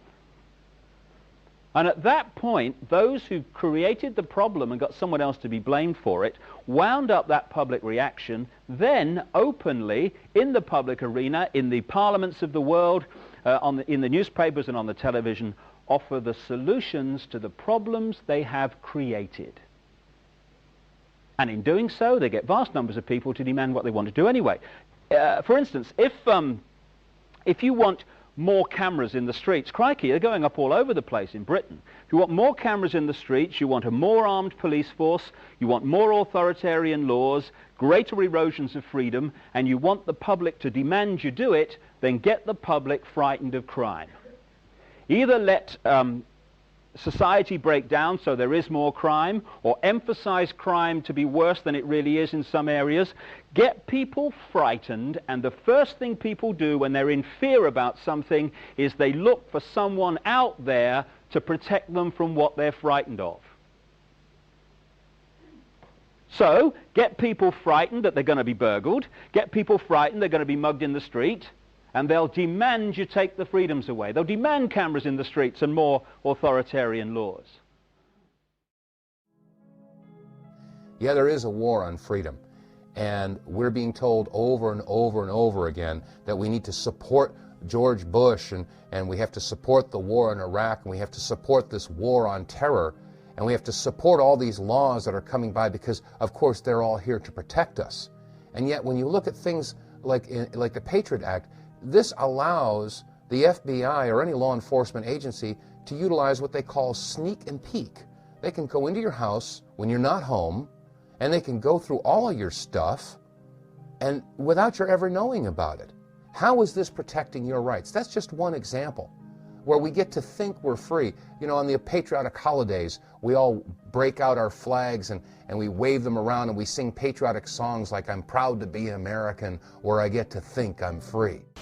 We have a program known as Echelon, where they listen to every telephone call, every email, record every fax here in the United States. And all of this is done by computers. All of these messages are kept indefinitely on computer disks. What the American people must understand is that the massive amounts of money we're spending on defense is not to protect America, but ultimately to be used to control the American population as we move from freedom to fascism. Currently in the United States, unannounced to most brainwashed Americans, your home can be searched without a warrant, without you being home. You can in turn be arrested with no charges revealed to you, detained indefinitely with no access to a lawyer, and legally tortured, all under the suspicion that you might be a terrorist. If you need a painted picture of what is happening in this country, let's recognize how history repeats itself. In February 1933, Hitler staged a false flag attack, burning down his own German parliament building, the Reichstag, and blamed it on communist terrorists. Within the next few weeks, he passed the Enabling Act, which completely eradicated the German Constitution, destroying people's liberties. He then led a series of preemptive wars, all justified to the German people as necessary to maintaining homeland security.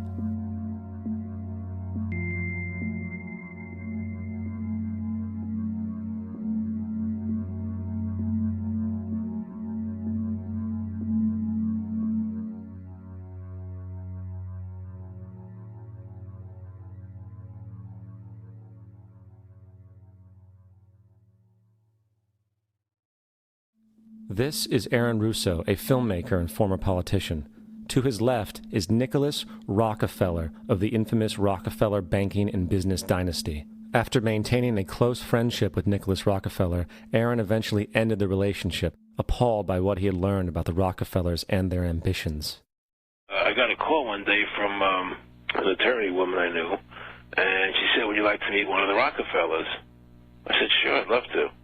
And we became friends, and he began to divulge a lot of things to me. So he said to me one night, he said that there's going to be an event there, and out of that event, you're going to see we're going to go into Afghanistan, so we can run pipelines from the Caspian Sea. We're going to go into Iraq to take the oil and establish a base in the Middle East, and we're going to go into Venezuela and try and get rid of Chavez. And the first two they've accomplished. Chavez they didn't accomplish. And he said you're going to see guys going into caves looking for people that they're never going to find. You know, he was laughing about the fact that you have this war on terror. There's no real enemy. He's talking about how by having this war on terror, you can never win it because it's an eternal war. And so you can always keep taking people's liberties away. And I said, how are you going to convince people that this war is real? He said, but the media can convince everybody it's real. I mean, you know, it's just that you keep talking about things. You keep saying it over and over and over again, and eventually people believe it. You know, you created the Federal Reserve in 1913 through lies. You create 9/11, which is another lie. Through 9/11, then you're fighting a war on terror, and now all of a sudden you go into Iraq, which was another lie, and now they're going to do Iran. You know, and it's all one thing leading to another, leading to another, leading to another. Now, I would say, what are you doing this for? What's the point of this thing? You have all the money in the world you ever want. You have all the power. I said, you know, you're hurting people. It's not a good thing. And he would say, what do you care about the people for? Take care of yourself and you take care of your family. And then I said to him, what are the ultimate goals here? He said, the ultimate goal is to get everybody in this world chipped with the RFID chip and have all money be on those chips and everything on those chips. And if anybody wants to protest what we do or violate what we want, we just turn off that chip. Just turn off that chip. Just turn off that chip. Just turn off that chip. The goal of this manipulation, and has been for a very long time, is to get the world population, or that majority of it anyway, to see as a good idea, or the only option in given circumstances that are manipulated into place, the creation of a one-world government to which nation-states would be principalities, administrative units, a world central bank which would administer all financial transactions on the planet, a world currency which wouldn't be coins and notes, it would be merely electronic, cashless society for which there are fundamental implications for freedom, as we'll see as we go along tonight. A world army under centralized control with nation-state armies dismantled under the justification of seeking peace, and a microchipped population linked to a global computer, the latter of which sounds bizarre to many people on first hearing, except that we are ridiculously close to it and the technology already exists. That's right, microchipped. In 2005, Congress, under the pretense of immigration control and the so-called war on terrorism, passed the REAL ID Act, under which it is projected by May 2008, you will be required to carry around a federal identification card, which includes on it a scannable barcode with your personal information. However, this barcode is only an intermediary step before the card is equipped with a Verichip RFID tracking module, which will use radio frequencies to track your every move on the planet. If this sounds foreign to you, please note that the RFID tracking chip is already in all new American passports. And the final step is the implanted chip, which many people have already been manipulated into accepting under different pretenses. We have a Florida family who are really pioneers in a brave new world. They have volunteered to be the first ever to have microchip identification devices implanted into their body. After 9/11, I was really concerned with the security of my family. I wouldn't mind having something planted permanently in my arm that would identify me. In the end, everybody will be locked into a monitored control grid where every single action you perform is documented. And if you get out of line, they can just turn off your chip, for at that point in time, every single aspect of society will revolve around interactions with the chips. This is the picture that is painted for the future if you open your eyes to see it. A centralized one-world economy where everyone's moves and everyone's transactions are tracked and monitored, all rights removed.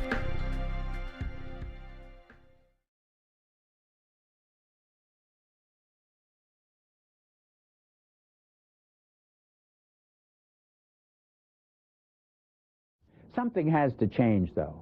They have to find a better way to identify the bad guys, or the rest of us are going to stay home and watch the world go by on television. But we need some system for permanently identifying safe people. Most of us are never going to blow anything up, and there's got to be something better than one of these photo IDs, a tattoo somewhere maybe. I wouldn't mind having something planted permanently in my arm that would identify me. If we don't do something, people are going to stop flying. If they stop flying, and I don't go to the Giants games, it means the bastards have won. Yeah, we're not going to let you win, buddy. We saw what you just implied. We're with Al-Qaeda if we don't take the microchip. Do you know how to keep your children safe? We'll tell you tonight. In the next year, you'll be able to use your teen's cell phone to locate them 24/7. Younger children will get a small global positioning device hidden in their wristwatch or backpack.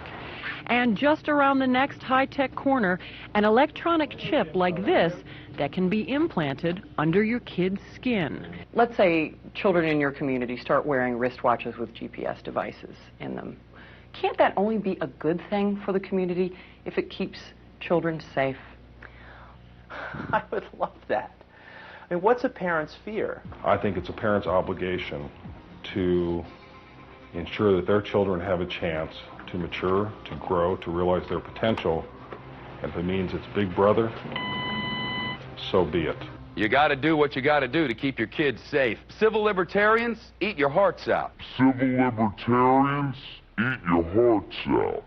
All right, we got the Van Dams, we got this little girl Elizabeth Smart, we got this girl in Pennsylvania, we got Samantha Runyon, we got this other little girl, one after another, after another, after another, after another. And parents around America saying, we can't even allow our kids to play in the front yard.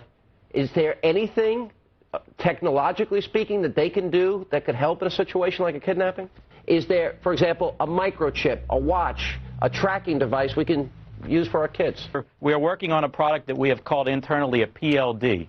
PLD stands for Personal Locating Device, which is an implantable GPS for which our company owns a patent and can be implanted surgically in the clavicle area of a child or someone that you are interested in tracking. It is the first implantable microchip for humans that has multiple security, financial, and healthcare applications. One thing I would just suggest, I'm just an outside, soon-to-be investor. I love this idea, by the way, Scott. I think this is great. Thank you, Sean. Put it in earrings, put it in a cross. Make it smaller, maybe not implantable, and I think let parents choose. It's not the government, so I like it. But we're currently working on those applications.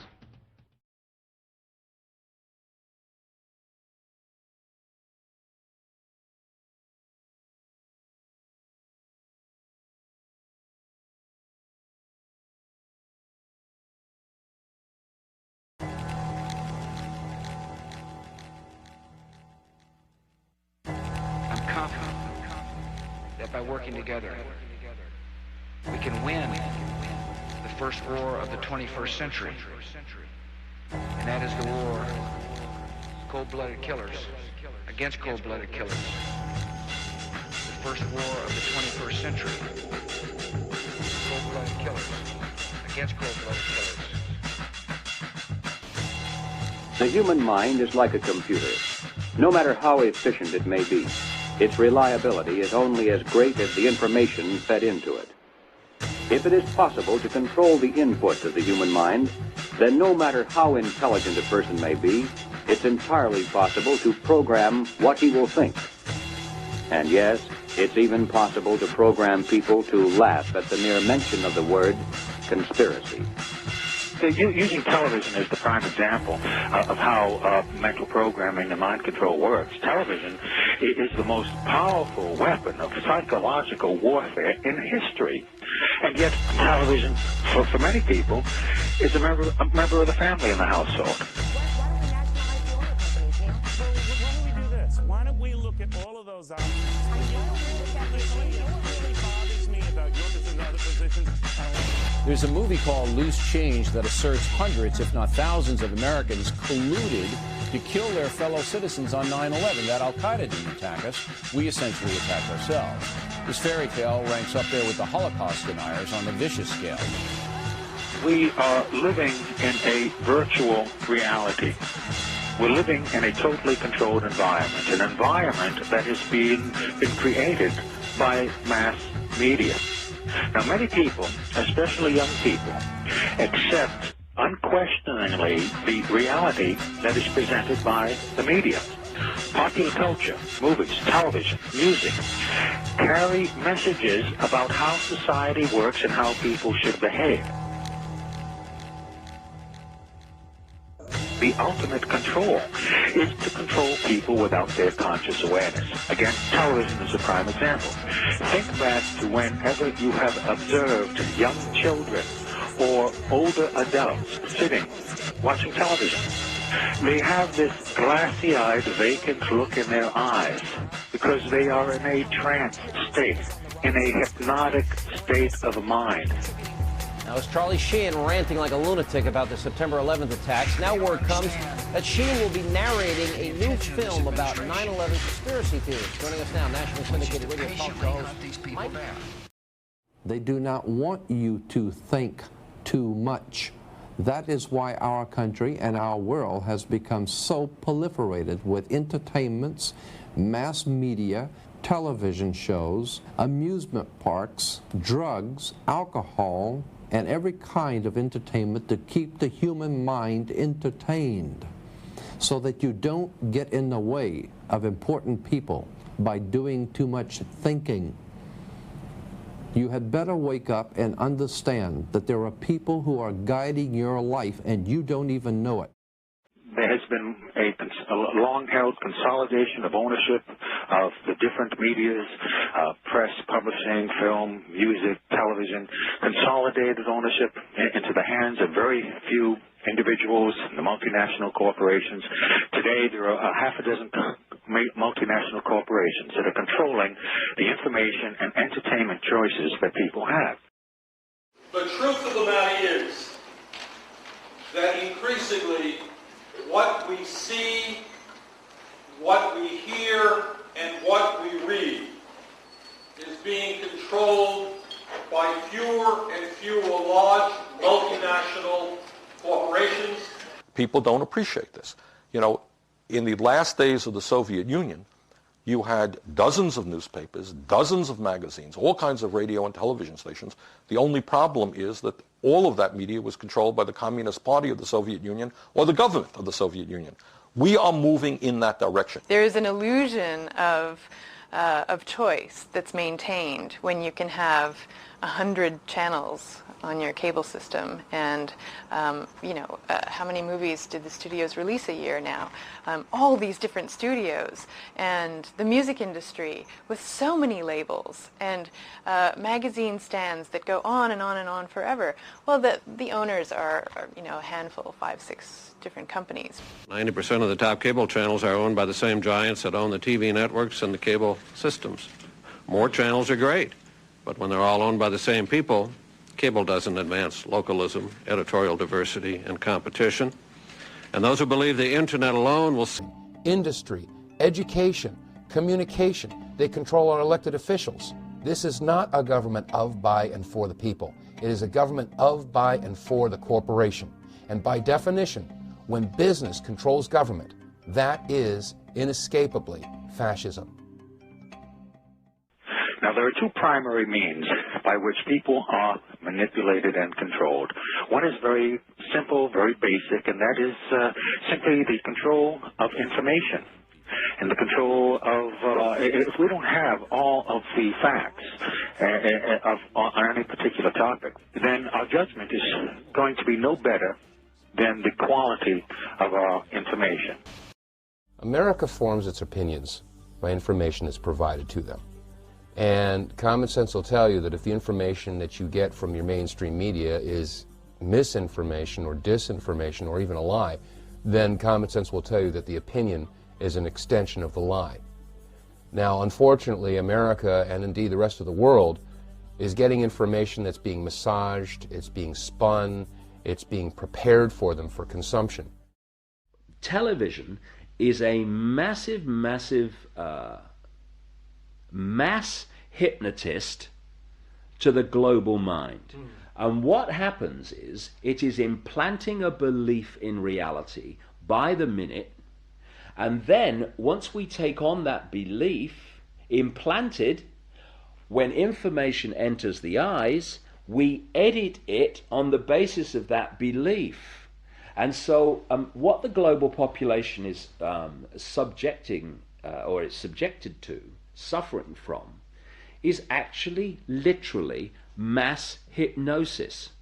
And when we talk about people who kind of start to see things and see the manipulation they couldn't see before, what do we say about them? What do they say about themselves? They say, I woke up. Exactly what they've done. When people start to go, hey, I can see it now, it's like someone has gone along, like the hypnotist, and clicked their fingers, and it's like, oh, I can see it now. Mass hypnosis. And that is the greatest hypnotist on the planet, and that's the basis of why it was created.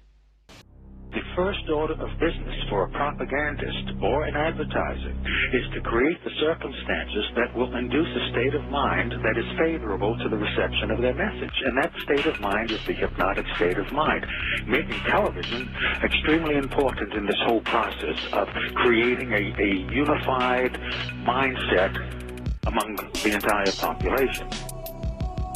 Have you ever bought something and then later on wondered why did you buy it? Well, that's a common everyday illustration of being triggered to make a purchase based on a conditioned response that has been built into us to have a preference for a particular product.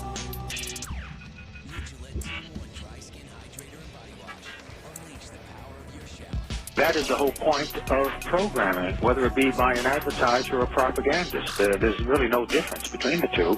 One's selling products, the other is selling ideas. The whole point is to build into us a conditioned response where we will respond automatically without thinking, with a preference for a particular idea or preference for a particular product.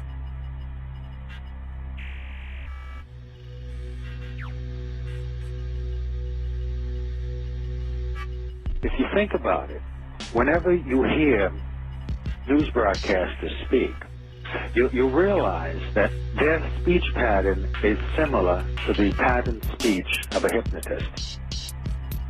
The news broadcaster looks directly into the camera and into the eyes of the viewer, another hypnotic technique.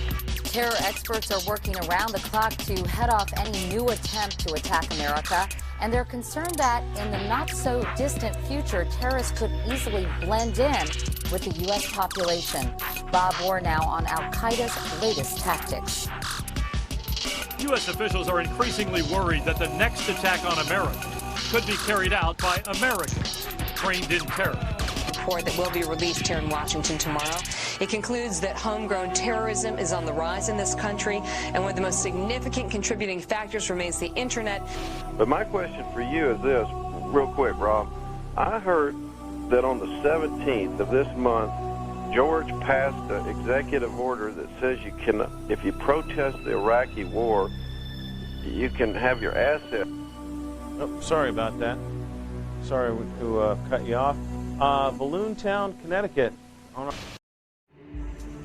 You ever heard that phrase, everyone knows that, mate? Well, why does everyone know that? Well, it's because this system is controlled by what I call repeaters. They're people in the situations of power and influence who just repeat what someone else tells them. A doctor is repeating what they were told at medical school and what the drug companies tell them. You've got teachers who repeat what they learned in their exams and what they learned at teacher training college, and they repeat that to the next generation. And the great repeaters are what pass for journalists. This is that area outside Parliament where they stand there doing their pieces to camera, telling people what's going on. Here we have the crews waiting for the journalists to come across from Westminster and stand there and tell them what's happening in the world. The fact is, they don't know what's happening. They know nothing. So this is what they should be saying if they were telling the truth. Now over to Westminster for the latest news from David Icke. Thank you, you. Well, I've got to be honest, mate. I haven't got a clue what's going on. I tell you what my job is, right? I wear a dark suit, not normally, but, you know, I'm playing here. And I'm come over from there, and I tell you what they've told me is going on. And I deliver it as if I know what's going on, and it's really true. I haven't got a clue if it's true. But they tell me, and they wouldn't lie, would they? I mean, would Tony Blair lie about what's really happening? Would George Bush, please? I'm a journalist, trust me. And so, what we call news, what you get paid a lot of money for reading AutoCue about, is merely propaganda that they have told me and I tell you. David Icke, BBC, ITN, CNN, CBS, Sky News, Westminster. You might want to ask yourself why the entire culture is utterly saturated with mass media entertainment from all sides, while the educational system in America continues its stupefying downward slide since the U.S. government decided to take over and subsidize the public school system. What your government pays for, it gets.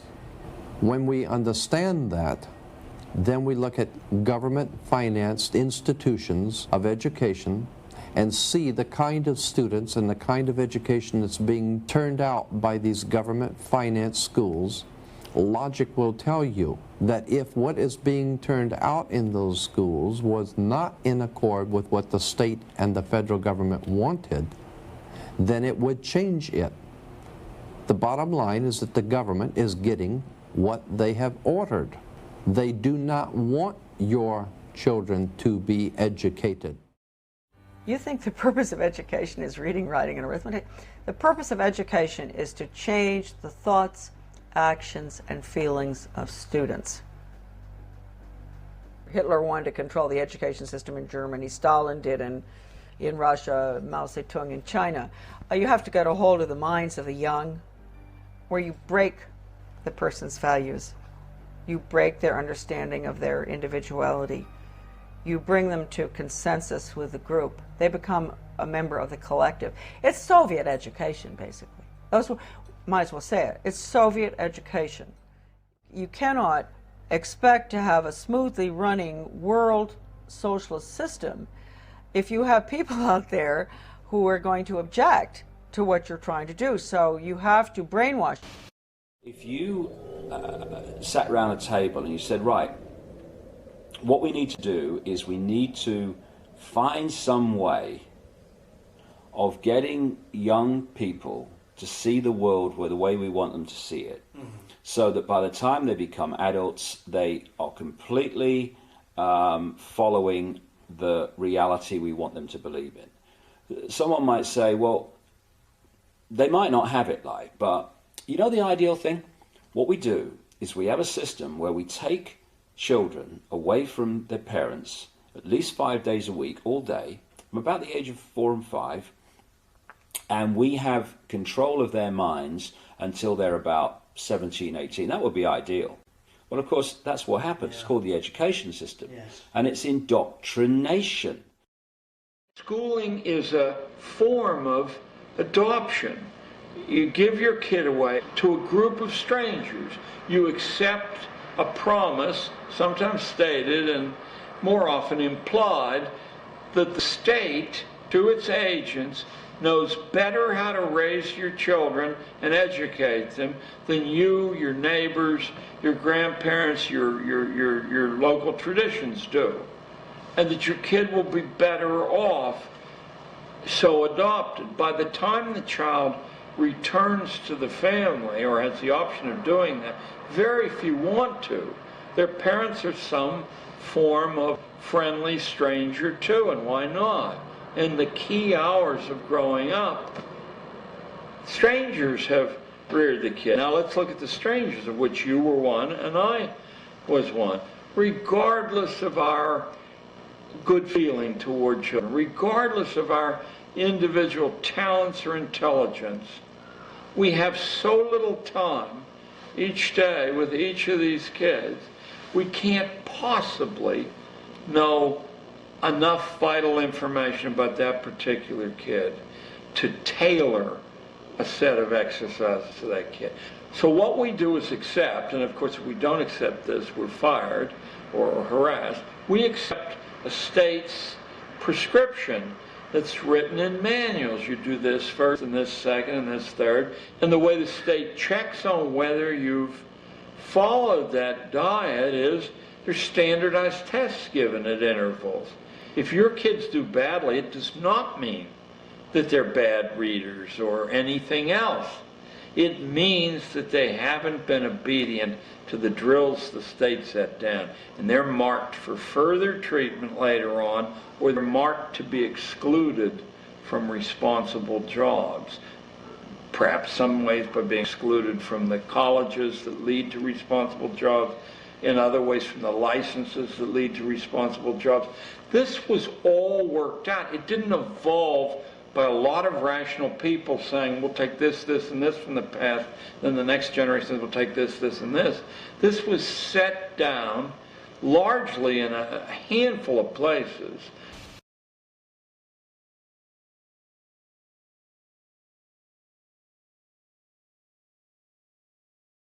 I think it's important to understand that most of the educational programs that are implemented in the United States stem from the National Education Association.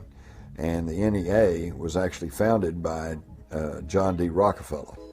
And John D. Rockefeller, I think, voiced the beliefs of this ruling elite that wants to try to homogenize our education system when he was quoted as saying, I don't want a nation of thinkers, I want a nation of workers.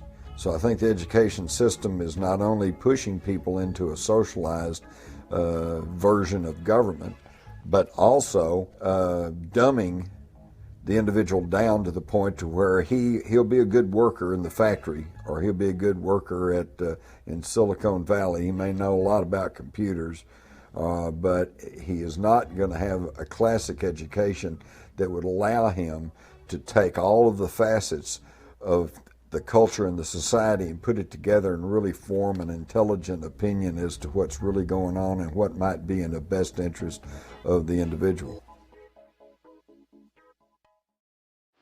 Now let's shift to the basis of your question, which is Rockefeller and Carnegie and J.P. Morgan. These people saw a different kind of utopia. They thought that this material abundance, since they had abandoned a belief in a creator or an afterlife, this material abundance was the best that a human life could aim for.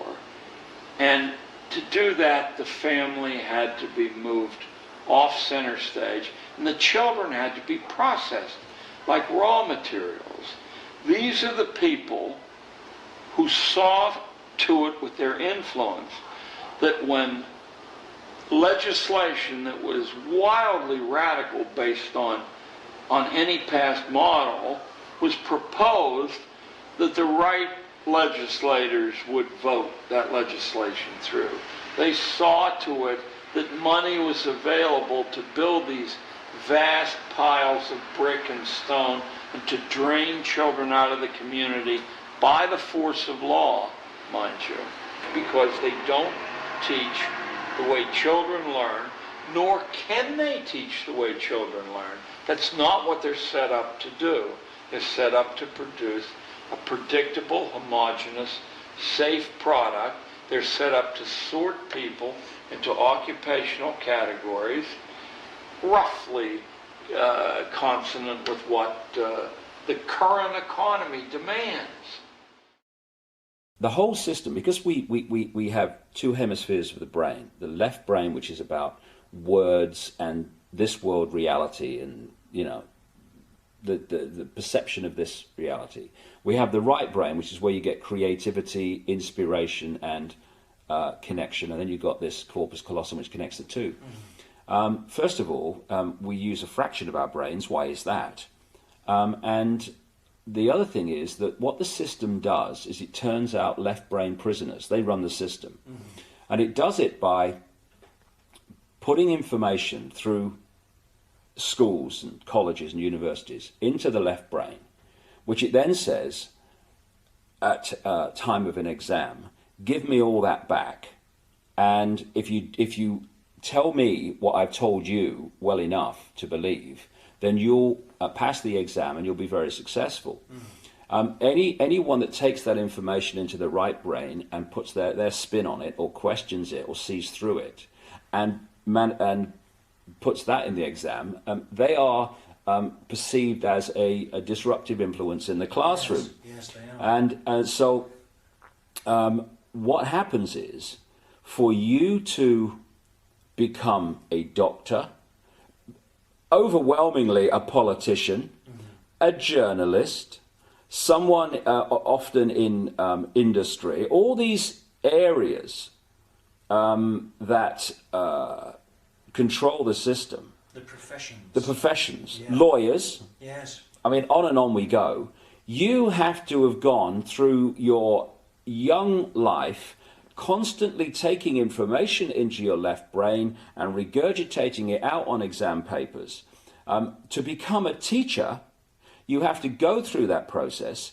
Then you go through teacher training college where you're taught how to do it to others, and then you're let loose on the children. Yes. The whole system is run by left brain prisoners. And if you look at the school system, things like music and art that stimulate this side of the brain, the uniqueness, they are constantly cut back in favor of left brain curriculums. And this is systematic. I have to get this over to people. This is not systematic at the level of, you know, people who administer it into reality. It is coldly calculated in the shadowy areas where these concepts first come from. Yeah. And they know what they're doing. A lot of the constraints on us, a lot of the strings that hold us like puppets are really inventions of our own mind. I'm not saying that there aren't armies and police and various ways to punish deviance, but there isn't any way to punish a large number of deviants. There isn't any way to do that. It's too expensive to even try to do it unless you can colonize the minds of children growing up so they become their own police. And they will report other children who are deviating. But there's a reason. There's a reason. There's a reason for this. There's a reason education sucks, and it's the same reason that it will never, ever, ever be fixed. It's never going to get any better. Don't look for it. Be happy with what you got. Because the owners of this country don't want that. I'm talking about the real owners now. The real owners, the big wealthy business interests that control things and make all the important decisions. Forget the politicians. The politicians are put there to give you the idea that you have freedom of choice. You don't. You have no choice. You have owners. They own you. They own everything. They own all the important land.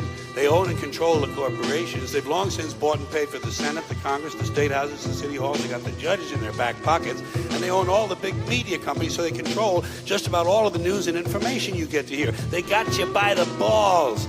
They spend billions of dollars every year lobbying to get what they want. Well, we know what they want. They want more for themselves and less for everybody else. But I'll tell you what they don't want. They don't want a population of citizens capable of critical thinking. They don't want well-informed, well-educated people capable of critical thinking. They're not interested in that. That doesn't help them. That's against their interest. That's right. They don't want people who are smart enough to sit around the kitchen table to figure out how badly they're getting fucked by a system that threw them overboard 30 fucking years ago. They don't want that. You know what they want? They want obedient workers. Obedient workers. People who are just smart enough to run the machines and do the paperwork and just dumb enough to passively accept all these increasingly shittier jobs with the lower pay, the longer hours, the reduced benefits, the end of overtime, and the vanishing pension that disappears the minute you go to collect it. And now they're coming for your Social Security money. They want your fucking retirement money. They want it back so they can give it to their criminal friends on Wall Street. And you know something? They'll get it. They'll get it all from you sooner or later because they own this fucking place. It's a big club, and you ain't in it. You and I are not in the big club. By the way, it's the same big club they use to beat you over the head with all day long when they tell you what to believe. All day long, beating you over the head in their media, telling you what to believe, what to think, and what to buy. The table is tilted, folks. The game is rigged. Nobody seems to notice. Nobody seems to care. Good, honest, hard-working people, white collar, blue collar, doesn't matter what color shirt you have on. Good, honest, hard-working people continue. These are people of modest means. Continue to elect these rich cocksuckers who don't give a fuck about them.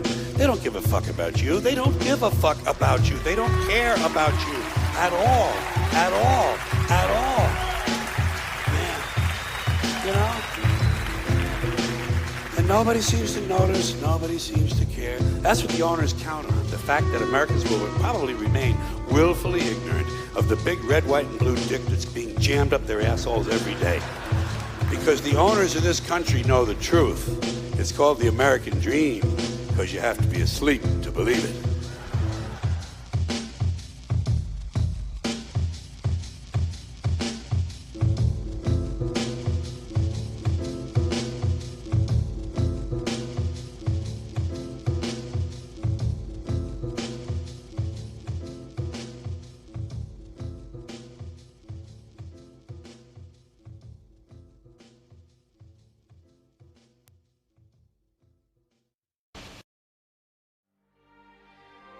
Did Hitler get elected on Monday and start throwing people into ovens on Friday? No, it was a gradual process. The first thing that Hitler did was start to write newspaper articles. Everything that was going wrong was the Jews' fault. They're the ones that caused all these problems. Did the Jews write their own newspaper articles and go, I disagree? So then the Jews had to wear the Star of David so we can tell who you are. Did they say, no, that's a violation of my privacy. I don't have to tell you. No, the Jews decided, well, it's a religious symbol. We love God. We should be proud to wear the Star of David. Eventually, the Germans came in and they broke all of the windows in all of the Jewish businesses in one weekend. The Saturday night was known as Kristallnacht, which is German for Night of Glass. Did the Jews rise up and say, now damn it, you're violating my property, you shouldn't do that? No. Gosh, we don't want to make the Germans any madder than they already are. Don't piss them off. They've got guns. Eventually, the Germans are loading them up into cattle trailers on the train. Where do you think you're going, on vacation? Where do you think they're going to take you? Well, now you're cold and naked and they're walking you into the ovens where you're going to go to mass execution. Is it time now to raise your hand and say, you know, I tend to disagree with all of this? Bang! You're dead. It's too late to complain. You should have complained at the beginning when you at least had a chance. How bad do things have to get before you do something? Do they have to take away all your property? Do they have to license every activity that you want to engage in? Do they have to be throwing you on cattle cars before you start to say, now wait a minute, I don't think this is a good idea? How long is it going to be before you finally resist and say, no, I will not comply? Period. Sooner or later, you got to draw a line and stand your ground, whether anybody else does or not. That is what liberty is all about. This is the difference between the power of our Creator and anything else, particularly evil. That you can go into a pitch black room full of evil, full of darkness, and light a little candle, and instantly that darkness flees. But you can't do the opposite. You can't go into a well-lit room full of truth and wisdom and righteousness and joy and health and harmony with the universal power. And you can't take any amount of darkness and go into that well-lit room and have any effect whatsoever. That is the metaphor which I frequently think of when I think that I'm not empowered. It is the greatest lesson for me, and I think for everybody else, to know that we're on the winning side and that we win in the end.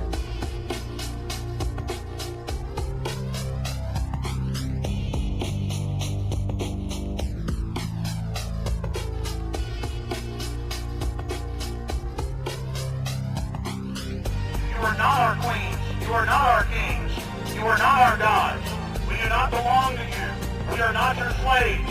We stand as free humans and stood from the beginning of time against the strong men, against the thugs, against the bullies. We will defeat your world government. We will defeat world taxation. We will defeat your control grid. You like being a puppet, sir? You like being a puppet for the New World Order? Oh, stop. Hey, you gonna talk about 60,000 people? You gonna talk about 60,000 people? We don't want to hear this nonsense. How do the American people know that 9/11 was a stage, was engineered by you, David Rockefeller, the Trilateral Commission, the CFR, and Bilderberg Group, sir? How do you know it was a stage? Okay. It's a question. Answer my question. You're a CFR scum. You are CFR New World Order scum. You and David Rockefeller will never have a New World Order. 9/11 was an inside job, and Brzezinski is responsible for it. 9/11 is an inside job. You are responsible for Brzezinski. You will never get a New World Order. Never. National sovereignty will prevail. The New World Order is going down, sir. You can laugh. Wake up, people. Wake up. Research the New World Order. This is important. Look it up. Investigate it. How did you let this happen? Wake up out there. You know, it's your children. Don't you care? Look what these people are doing to you.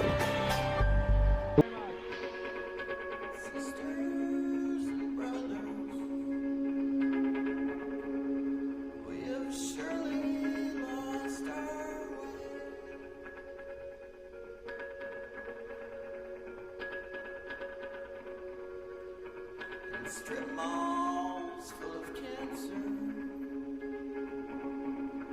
and a pathetic rain.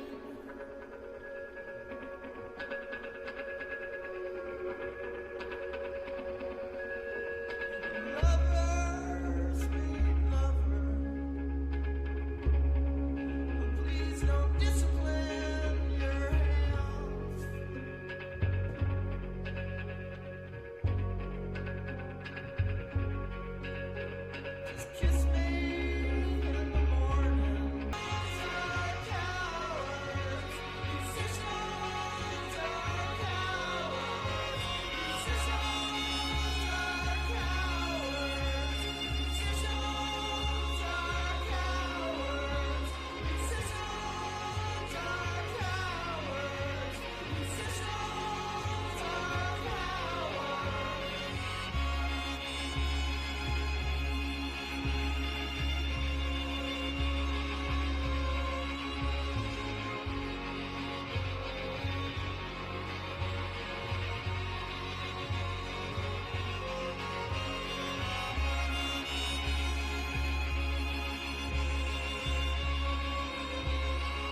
what we've done is got so focused, so much self-identifying with introduction earlier, how, glad you are to be alive at this time. Well, so am I, because we are going to see terrific challenges and also terrific change. And in the end, it's going to be a positive change, because humanity is going to wake up from its amnesic state, and it's going to remember who it is, where it is, and the true nature of what it is, which is infinite genius consciousness.